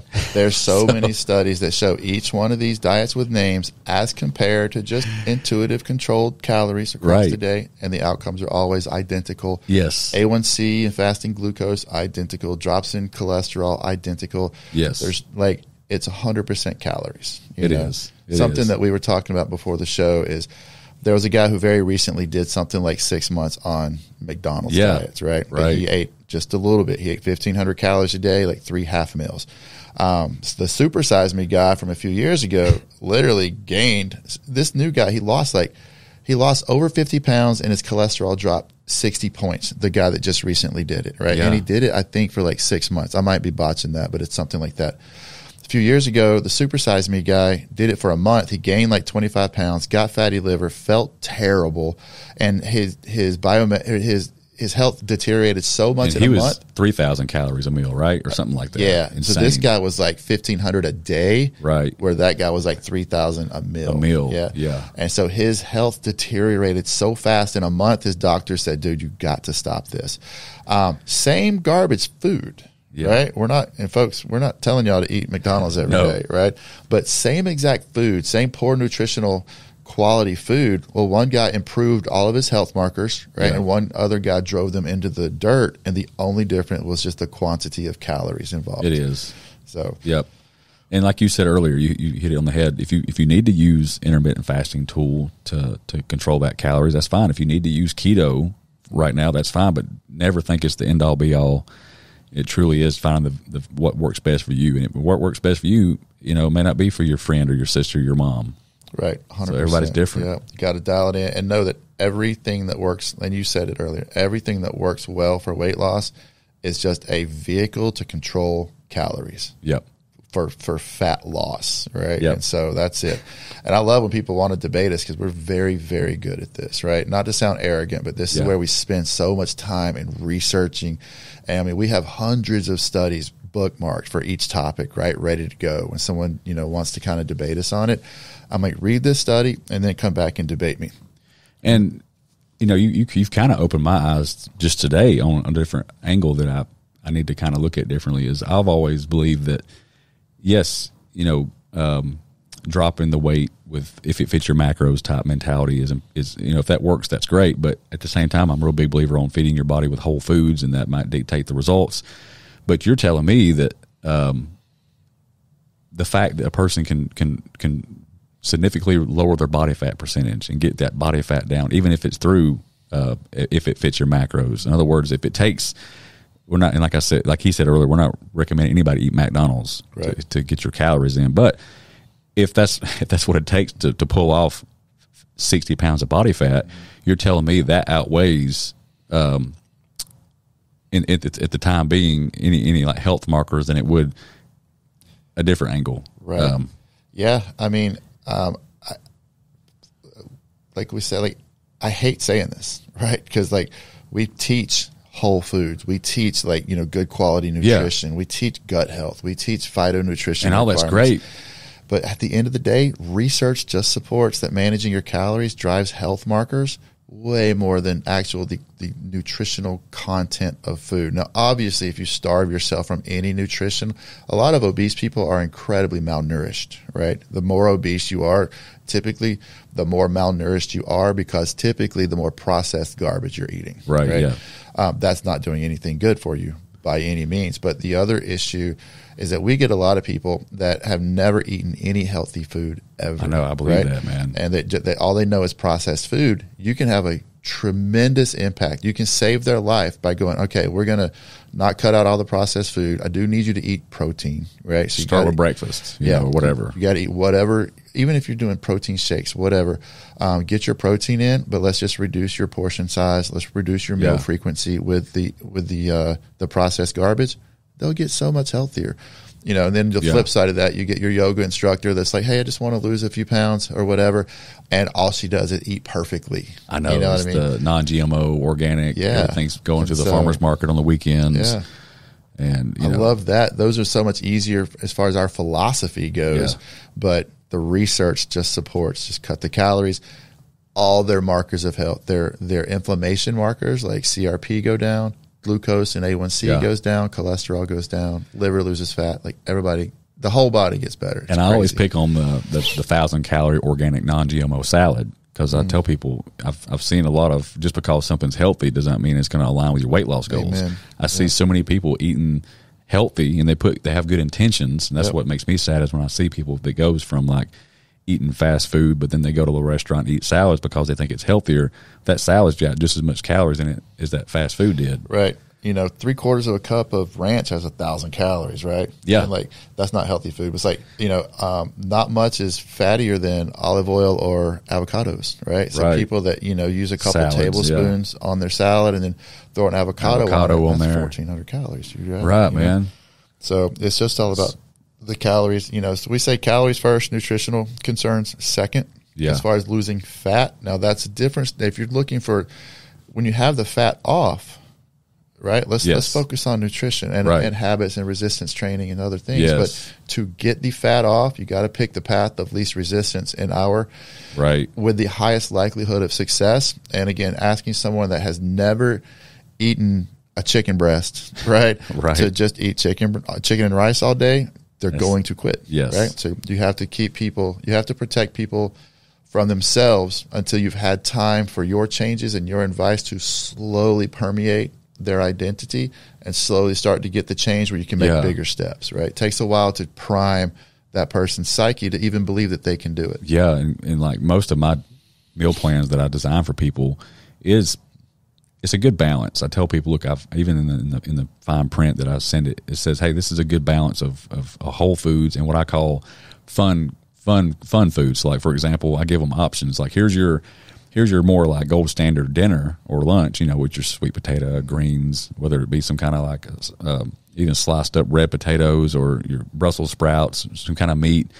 All right, let's just say that's not a good gear for you right now. Then here's this awesome recipe for some cool flatbread pizzas that most people end up loving. Oh yeah, and it keeps them calories around that 400 and 500 range, 50 grams of protein, and most even the rest of the family falls in love with them. So it's very rewarding when I see pictures come through of the whole family eating them. That's the best, man.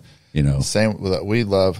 I mean, obviously, changing one person is amazing, but so many times because Kelly that works for us, she's lost 70 pounds, and she's got this attractive thing, this magnetism about her, where people do what she says. It's one thing for me to tell a 400-pound lady what she should do because I'm a healthy guy, right? Yeah.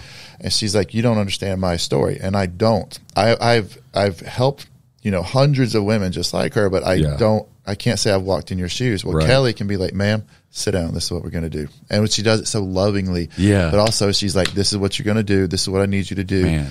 But also we give them room to fall down. We tell them, if you think you're going to be perfect, you're crazy. Yeah. Like healthy people binge all the time. Yeah. They just don't show it. They show all the perfectness on Instagram and TikTok, but never shows them when they're binge eating. Right. There's that. But you and I both know they do all the time, right? They drink too much on the weekends to eat all the cake. But instead of making it an emotional thing, it's just kind of a transactional thing, right? They spent too much, so now they got to save a little. And if they get back to the gym, they don't even beat themselves up at all. No. They're like, oh, man, I killed it this weekend at the bar or whatever. Going to go work. I want to make sure I hit all 5 days this week. There's literally no emotion. And trying to explain that to somebody that's so committed to not messing up, I'm like, that's where you're messing up, right? Yes. Not allowing yourself to mess up is the only mess up, right? Because I want you to have all these what you would call mistakes right now. That's life, right? Eat the birthday cake, right? Have the champagne with your friends. Do whatever you want. Just the next day, get back on the wagon. That's what I tell them. Like, you can, let's just say you do hunker down and do perfect. Do you not think there's ever going to be a holiday again? Right. A year or 2 years from now, or a wedding or a celebration or a bad day? Like, you're just, like you said, you're setting yourself up for. I call them good days. Right. So, there's a negative connotation to the word, or there's power in the words we use. Right. And there's such a negative connotation with the word cheat. Right. So cheat meals, they feel dirty, right? Like, if I've been a good husband for a year, I don't get to cheat, right? I call them refeed or reward days. Reward days. Yeah. That's what I say. We did the same thing. Like, you earn this. It's a bonus from your company. Yeah. Right. Like, go spend that stuff. When you get a bonus from your company, you spend it for fun, right? You're like, man, I can blow this money. And so that's your reward day, and you should spend it, right? Don't spend that on like bills. Go have fun with it, So we tell people. And are you familiar with the diet break concept now too? So, not really sure on that one. Is that where you totally take off for like a week? Yes. 3 on, 1 off, 3 on, 1 off. All the research right now is, I would have called it BS. Right. The research is profound right now. Lane's doing a bunch of this research. Cool. He's showing 3 on. Now, your 1 off is not having a crazy binge eating day every buffet, week, right? But it's like just kind of, taking the pressure off. Right, exactly. Kind of do a little more than you normally would, but don't feel like you're in restriction, right? And then, because it's a mental break, obviously, right? 3 weeks on, and then you goof off a week, you're kind of ready to get back on it, But it's a metabolic break. So it's a 3 week, 1 week off, not 3 days. And so that works also. That works also. That does. They do that, right? Cool. And sometimes it's a 5 on, 2 off thing. Gotcha. That's one place where Kelly, our weight loss coordinator, she works with people in all different areas of life. And one of our patients, we did a little case study on this. He was a CEO that entertained other like big business guys every Thursday, Friday, Saturday night, right? They're going out, they're just eating huge steaks and this and that. And he goes, I don't want to be ordering salads and drinking water with these guys because I need these to be authentic, encounters. Right. He goes, but man, I'm eating like, 4,000 calories sometimes a day on these days. And she goes, okay, well, let's just adjust your, Monday, Tuesday, Wednesday, first part of Thursday and to bank those. Yeah. And so because she had them at like 22 on those days. Well, she dropped them back down to like 1,600 on those days. She talks about volumetric. There's a lot of high volume foods that don't have a lot of calories, so she got him on some high volume food for those days. The guy's losing weight like crazy, so that's cool. Yeah. And that's actually one of the questions on my onboarding questionnaire that people have to fill out. Ask, what is your life on the weekends? What is your life like on the weekends? Because I've had some people that are just homebodies. They stay in their routine. Then you got people that are super social, and that's when they're going out with friends and family. Well, I'm like you. I'm not gonna expect them to stop that just because they're dieting, quote quote. So how do we learn to work with that? And I'm like you. So I'll instill a protocol that kind of banks or builds up some calories to know where they can enjoy themselves. Intelligent, right? Yeah. Allowing the flexibility to the individual is the only way you succeed across the board. And that's why, this is not an episode that's supposed to be about advertising my program, but this is what I'm talking about. This is what you don't get with a $40 plan or a free plan, a generic plan off the internet. You don't get that guidance and that different set of eyes to give you more tactical tools to use to be and have somebody to be that sounding board. So it's just, this is what's wrong with the semaglutide craze these days. Glad you brought that up because that was our closing subject. Oh, nice. The semaglutide tool is great. The tool works. It works on 3 mechanisms, right? reduces hunger tremendously, right? It increases insulin output with the pancreas, and it slows food through the stomach into the gut. And the longer food stays in the stomach, the less you're hungry as well, right? Those are the three primary. Is that not? mechanisms. I mean, to me, that just sounds gross when you got food that's just sitting in your stomach longer, kind of like rotting. But you're telling me that's not. It's not rotting. It's not in there that long. You know, it actually allows for better digestion. Okay. For some people too. Okay. You know, for people that don't chew their food, you know, it actually allows the food to be digested a little bit better. But so many because the drug works, it makes it easy to not want to eat. So many doctors are handing this stuff out like Tootsie Rolls, man. I'm glad you're bringing this up because I was hesitant on even bringing it up at all because I told you earlier I don't really know enough about it to speak about it, but at the same time, I think it's being treated wrong because in my hometown there's little yard signs popped up everywhere. You can't go anywhere without they paint the town on the weekends, man. Literally there was I counted 16 yard signs staked up at my shopping center. I yanked them all up. Good. Yanked them all up and threw them away. That's tacky, right? It is tacky. And there's not even a company name. It's just a shady ass phone number on there. Yeah. All right. So I'll let you. I didn't mean to interrupt. No, but that's where I'm going. So there's so many. Everybody that knows how to get their hands on it legally there's a lot of people doing it illegally too. I'll talk about that in a second. But because if you just hand this to a woman, she's going to lose weight, right? Because she's not going to eat. And if you titrate the way the manufacturer says you should titrate, you have no hunger at all, right? That is a marker for failure if you're taking semaglutide. You know, so if someone's listening to this and you want no hunger hormones, that's just setting you up for failure because the way to succeed long term is to learn how to manage your hunger, right? Hunger is a part of our lives. We have to learn how to implement coping mechanisms, right, and habits to manage our hunger long term. Semaglutide is a wonderful tool to help get these habits installed into our life. But if you have a clinic, not like mine, but a clinic like mine that doesn't do what we do, and they don't have a coach like you, you will, if you're listening to this and you're taking it without behavior modification, I 100% promise you're going to gain the weight back.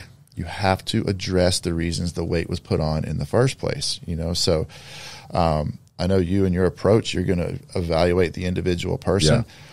The other thing too, that doesn't get enough credit, and this is where semaglutide really shines, is that the heavier a person is, the stronger their hunger signals are, right? You can show this under MRIs of certain reward centers in the brain, and you can show pictures of food to like a skinny woman versus pictures of food to somebody that's obese. It just goes off like fireworks. Absolutely. So much stronger in the obese person. They're dealing with hunger hormones that you and I don't even understand. Have you ever taken MK677? No, because I don't want the hunger hormones that are associated with that, the hunger levels. Yeah, so if you want to feel what an obese person feels, take that for a while. It'll make you so empathetic to what their day is like. I took it for a couple of weeks, and it totally changed my approach because I've never had issues managing my hunger. And I was like leaving Popeyes, like going to Bojangles. So that's an appetite increase. It's not a suppressant. Right. It's a mimic of the hunger hormone ghrelin, which boosts growth hormone production in your body, right? So it made me understand how strong these were. So this is why I like semaglutide because somebody that needs to lose 100 pounds, they have a different beast that they're fighting inside of them than someone that needs to lose 20. Yeah. And you just saying, well, we're going to do this and do this. It doesn't necessarily get them the traction they need to stay on pace because they're getting positive results. Well, semaglutide makes that easy. But what happens is women go, I lost 100 pounds. And I'm like, so what are we doing differently? I'm just not eating. Jeez. I'm like, ma'am, I love you to death, but you're going to put the 100 pounds back on. Like, we got to address the habit. So I know you're like us. We address high protein food. High protein is so satiating. Yeah. You know, it makes you not want to eat more. So that's how you combat hunger, right? We talk about meal prepping because people make most of their mistakes not being prepared. Man. Exactly. On the fly. Yeah. Exactly. You said when they're starving, and when they're so busy, they don't have time to do something. So if you're meal prepping, you have food right there when you're hungry and when you're busy. Yeah, imagine picking the kids up from school and the kids are craving or hungry and they swing through the fast food restaurant, but you're also hungry. Guess what I'm ordering? 100%. Or guess what leftovers I'm eating? 100%, right? And so the meal prep allows you to mitigate those two primary stumbling blocks of, Yeah. you know, time crunch, and I'm absolutely just starving. I'm going to eat the next thing I can get my hands on, Yeah. you know? And then, that's strong. That is strong. It's hard to dig deep for that. Yep. That motivation and willpower because that's a real thing, man. Yep. Those are powerful. Those They hunger are. hormones. And I promise you, as hungry, so like you lift weights. So when you lift weights, you know, big leg day, you get really hungry a couple hours later. I've trained for everything in my life. This is about the smallest I've ever been. I used to be about 240, 245, and I know what those heavy leg days, like those 250 rep leg days feel like. It was nothing compared to this ibutamorin. Jeez, man. So what a very obese woman is dealing with is it's a beast. Like it's a monster of a craving, right? And so I love the semaglutide to get them off of that, but I hate it if that doctor, and most of them don't, they don't address the important things, right? Let's do meal prepping, and also let's implement some movement into your life. Yeah. And you can't tell a 350-pound woman, I want you in the gym 5 days a week. No. That's just stupid, right? But you can say, hey, let's get some steps in. Yeah. And what we tell people is like, don't think of it as just exercise. Get your headset on, listen to things that educate you, inspire you, teach you this and that, make you laugh, make you cry, work on your brain and your body at the same time. It'll make your whole life better.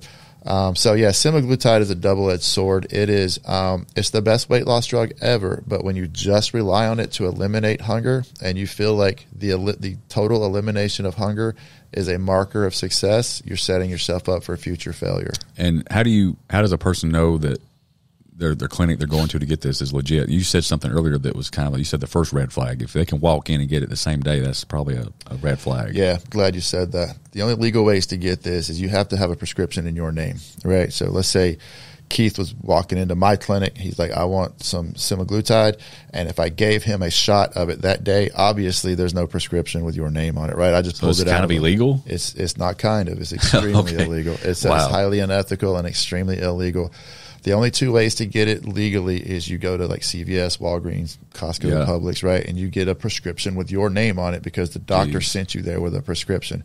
They'll print your name on the box and hand you the box. So how do you take this? Is it injections? It is an injection. You do it yourself? Once a week, with us, The other way to do it is go to a clinic like ours, and they'll send you a compounded version of it. And so, but again, it'll arrive at your house with your name on it. Now, some clinics want it shipped to their house or to their location, because they want you to come in, that's legal, but obviously you got to wait a couple of days for that to happen, right? So is this something you guys do? Absolutely. But you can do it remotely? We can, yep. And so we do all of our weight management remotely, all of our coaching.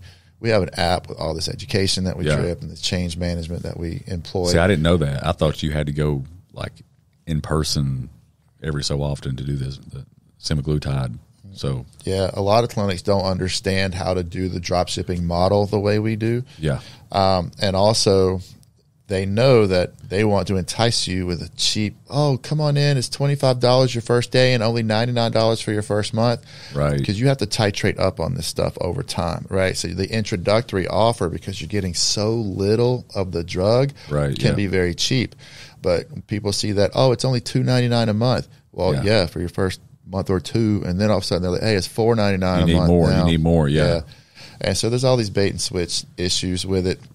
But at the end of the day, to answer your question, the way to know if a clinic is a good clinic, number one, if they offer you a day of shot on your first day, run. That's illegal. There's no way to do that legally. And number two, if they don't have your end game, teaching you the habits and if they're not addressing lifestyle, if they're not addressing the reasons that you put the weight on, they're just trying to take your money.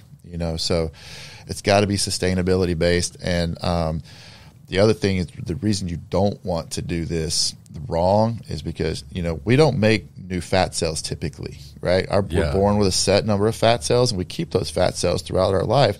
Obviously, they get bigger when we eat more than we burn. But when you starve yourself for a long period of time and then you refeed fast, your body goes into this thing called gluconeogenesis phase, and it literally makes new fat cells. Wow. Because your body's like, damn, I almost died, so I need to help prevent that from happening again. It comes back with a vengeance, like you said. So now you got more fat cells that you're fighting. That's why guys that are fighters and figure people that get on stage all the time, every cut gets worse because they're fighting against more fat cells, you know. Man. So fighters have it easier because they don't gorge as heavily on food because they know they have to move the next day. Well, you know, if you're getting on stage as a bodybuilder, it's like you're eating 1,000 grams of carbohydrate to fill your muscles back up. You want that glycogen pump, right, to look hard again. And your body goes, all right, thanks. That's what I needed to grow more fat cells. And that's why as people get older, those cuts just become almost impossible. And that's where bodybuilders get into a lot of trouble too. Yeah, man. You know? It's very, very interesting. And yeah, I mean, I've competed before. I've got down to really, really low body fat percentages, and yeah, you're right. There's always a little something that comes back around and kicks you in the butt that you weren't expecting. Your body's always trying to get back to some kind of homeostasis, and it's going to be a pleasant ride or a miserable ride along the way. Yeah, and if you deplete the battery, right, your body goes, okay, I need a bigger battery. And you deplete that, and it goes, okay, I need a bigger battery. Jeez. And fat cells are the battery, right? Yeah. And so as long as you never deplete it hard, and also if you refeed very slowly, you can keep it from going Reverse into that. It, yeah. But, you know, it's I love the drug, the semaglutide drug. I hate the market around it because there's so much crap being put out by big pharma. Like they'll talk about, it's stealing this medication from diabetics that need it, right? These compounding pharmacies. And I hear that a lot. Yeah. It's crazy because if you think about it, Novo Nordisk is the primary manufacturer of this. They own the entire supply chain, top to bottom. They could get it if they wanted it. They have it. They have it. Yeah. They own manufacturing. They own distribution. They own sales. Mm-hmm. They own the lobbyists that own the legislators, so they own the actual the legislation, and the whole thing is set up in their favor. And how can the biggest player in the game that owns the entire full gamut of the whole infrastructure not compete with a little mom and pop shop that has bucket loads of it at their clinic? Doesn't make any sense. Why is that the case? Where we'll honestly have a friend that's diabetic. And at one time, that drug was working wonders for her, but now she hasn't been able to get it, and she does have some resentment built up, saying it's not fair because all the weight loss clinics are getting it. Sure. And why can't I get it through my doctor? So what's up with that? Why can't he get it, and why does the pendulum seem to be swinging more towards the weight loss clinic's favor? So the Ozempic, Wegovy is FDA approved for weight loss. Ozempic is FDA approved for diabetes. It's only been out for a few years. It's not like it's always been there, and it's always actually been a little bit hard to get. Okay. Right. Now this new craze, obviously. So the manufacturers know, like if they flood the market with this stuff, like the price goes down.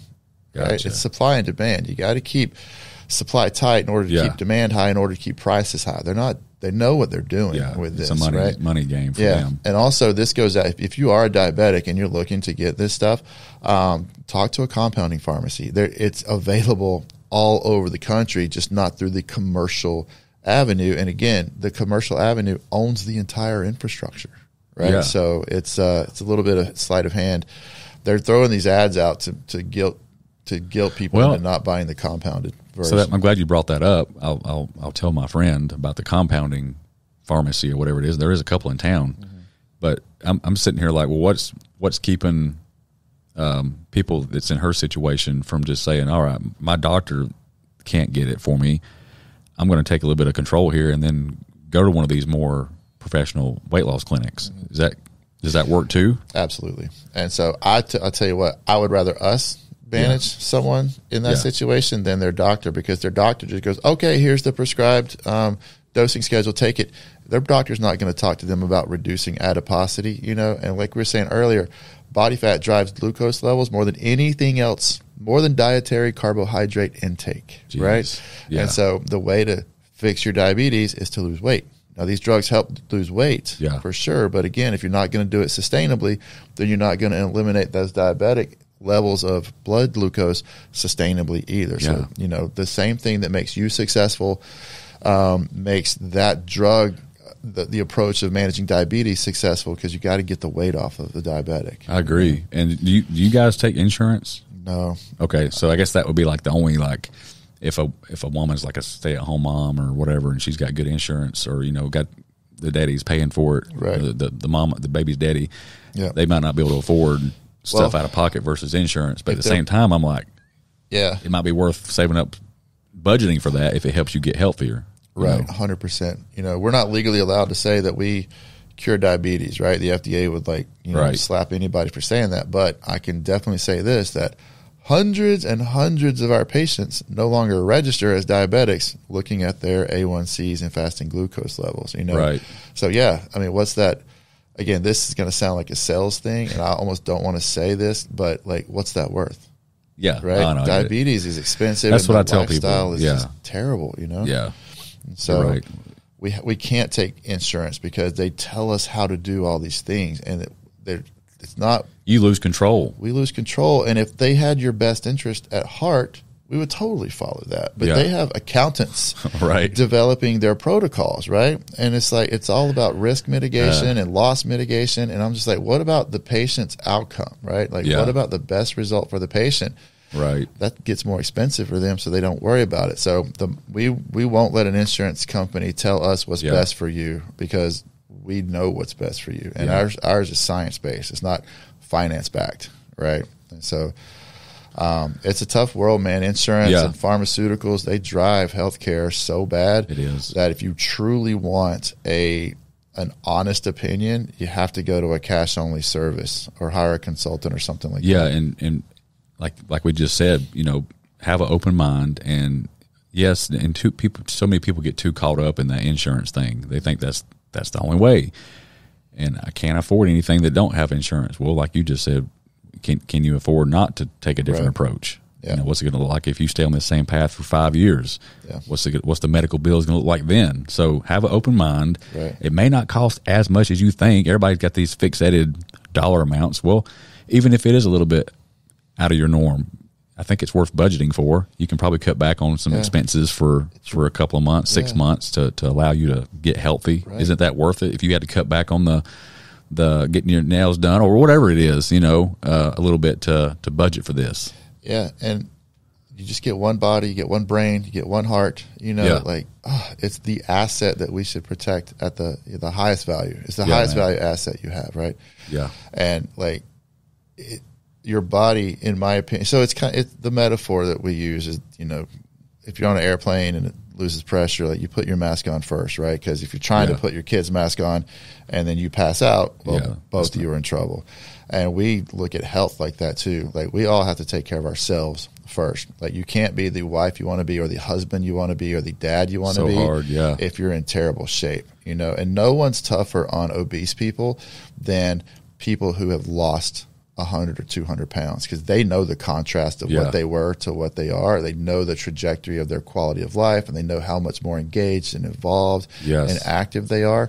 And those are the people that talk to us every day. And like you want to hear fat shaming, talk to somebody that used to be 350 pounds that weighs 150 now, and they're hard on them. It's out of love. You know what I mean? But they'll say stuff that someone that never was overweight is not comfortable saying just because they've walked in their shoes and they've earned the right to say it. Right. You know? But it's the asset that we have to protect the most in order to be the best at all the things we want to be, period. You know, hormones, obesity, like cognitive function, sleep, stress management, all these things are important.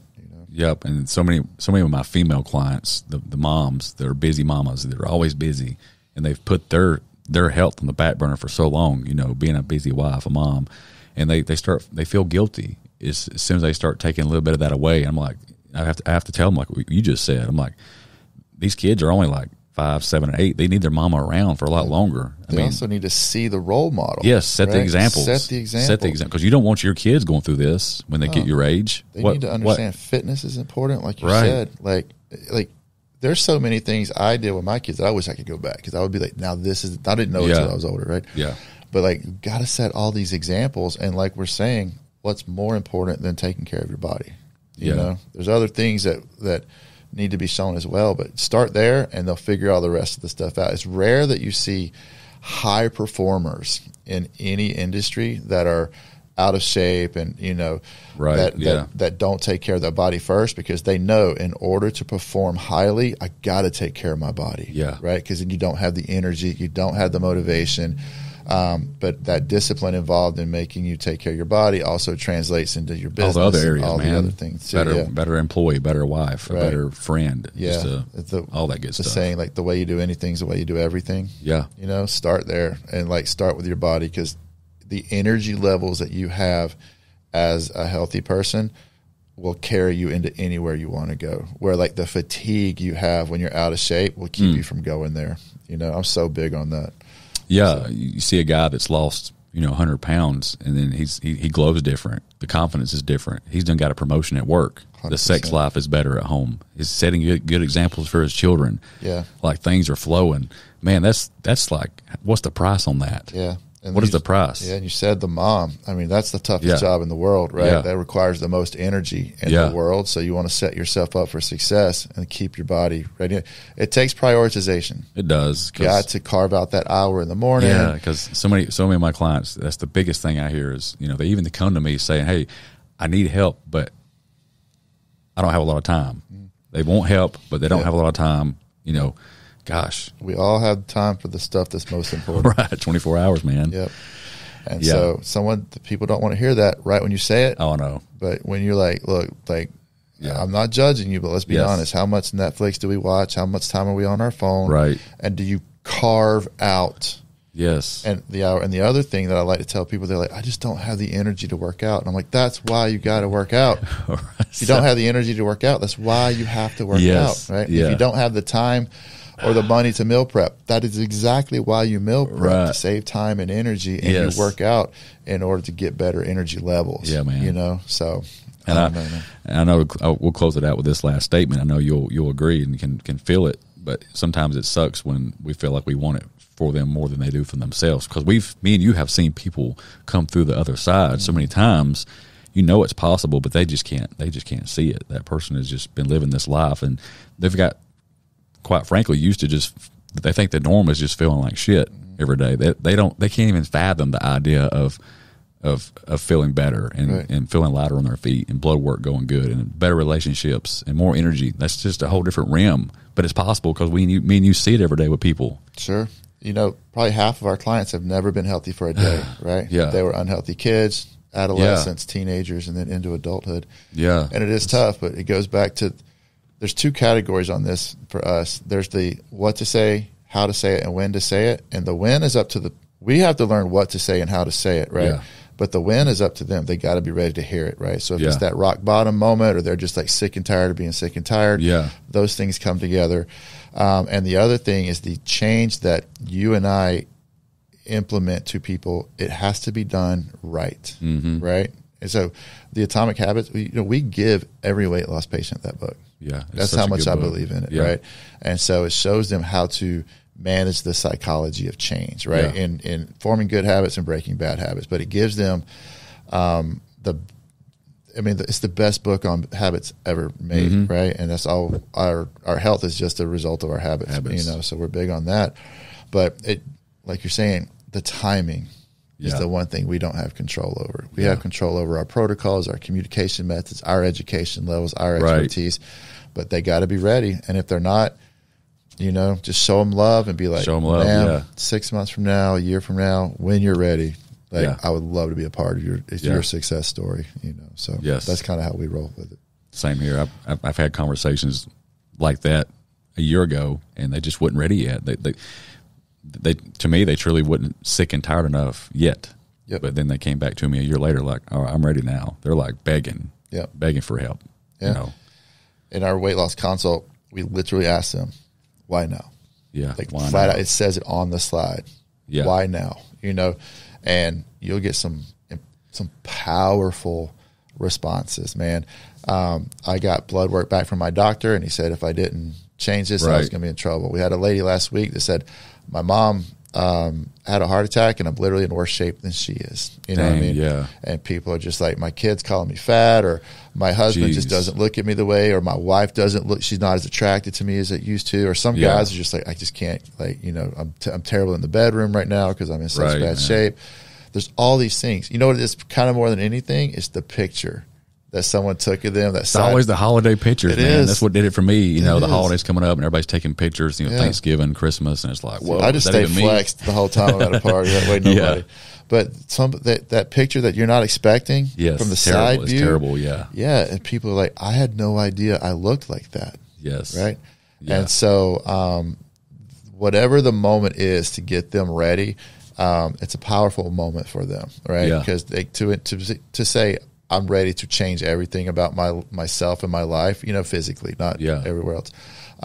It takes a moment, right? It takes a serious emotional moment. And so we listen to that moment and we stay on that with them, not in some manipulative sales way, but we're reminding them why they're here, right? We're reminding them, you know, saying like, don't forget your why, right? Don't forget your primary motivation. Because that everyday motivation is not going to be there. But you can dig deep and remember that deeper rooted why, you know, for your kids. It's exactly. And it's just the answer is so varied, but it's always whatever it is. It's tangible. You can feel it because they're like, and then they'll tell you what it is like that. You can feel that negative energy associated with that one reason why they're doing this. And when you stay on it, because we take our mind off the bad thing. And then we start focusing on the good, and then it gets bad. I promise you, folks, that the quote unquote bad associated with getting healthy is nowhere near as the bad that is associated with your bad health. I promise you. I always tell people, hey, you know, yes, it's going to be uncomfortable. Yes, it's going to be some hard days to start this journey, and I'm there with you. If you're in my program, that's what's cool. Is I'm literally a sounding board. That's what I'm passionate about, is guiding people and being a beacon to navigate through this journey. But it's hard, but also what's hard is you talk to anybody right now that's on like dialysis, that's having to take trips to the dialysis center 3 days a week, you know, and due to neglecting their health, like straight up, they'll tell you, man, this is my fault. Yeah. Ask that person if it's hard. Yeah. And we think that's kind of a rare exception. No. You know why it feels rare? Is because we don't see it. Yeah. And you know why we don't see it? Because they can't get off the couch. Yeah. They're prisoners in their own bodies, and they're prisoners in their own homes.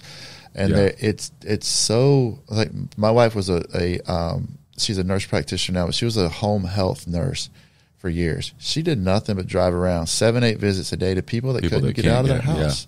Right? And she's like, you don't understand, half of this country is so sick they can't leave their homes.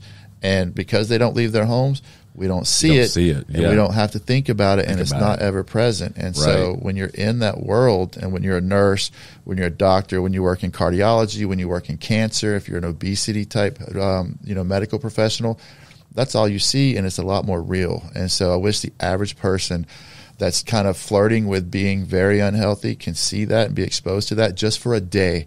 Yeah, because I promise you, it'll hit home. You know, one recently that was very sad to me was I had a lady that was just turned 40, got a 6-7-year-old, and then maybe a 12-year-old. But she's opening up to me. She's saying, "Look, the doctor wants me to lose 30 pounds. I have sleep apnea. I'm pre-diabetic, and my energy levels are tanked. I usually just pass out as soon as I lay down with my first kid. I don't even have the energy to go lay down and tell the second one good night. She's got a husband, and literally some resistance to change." Sure.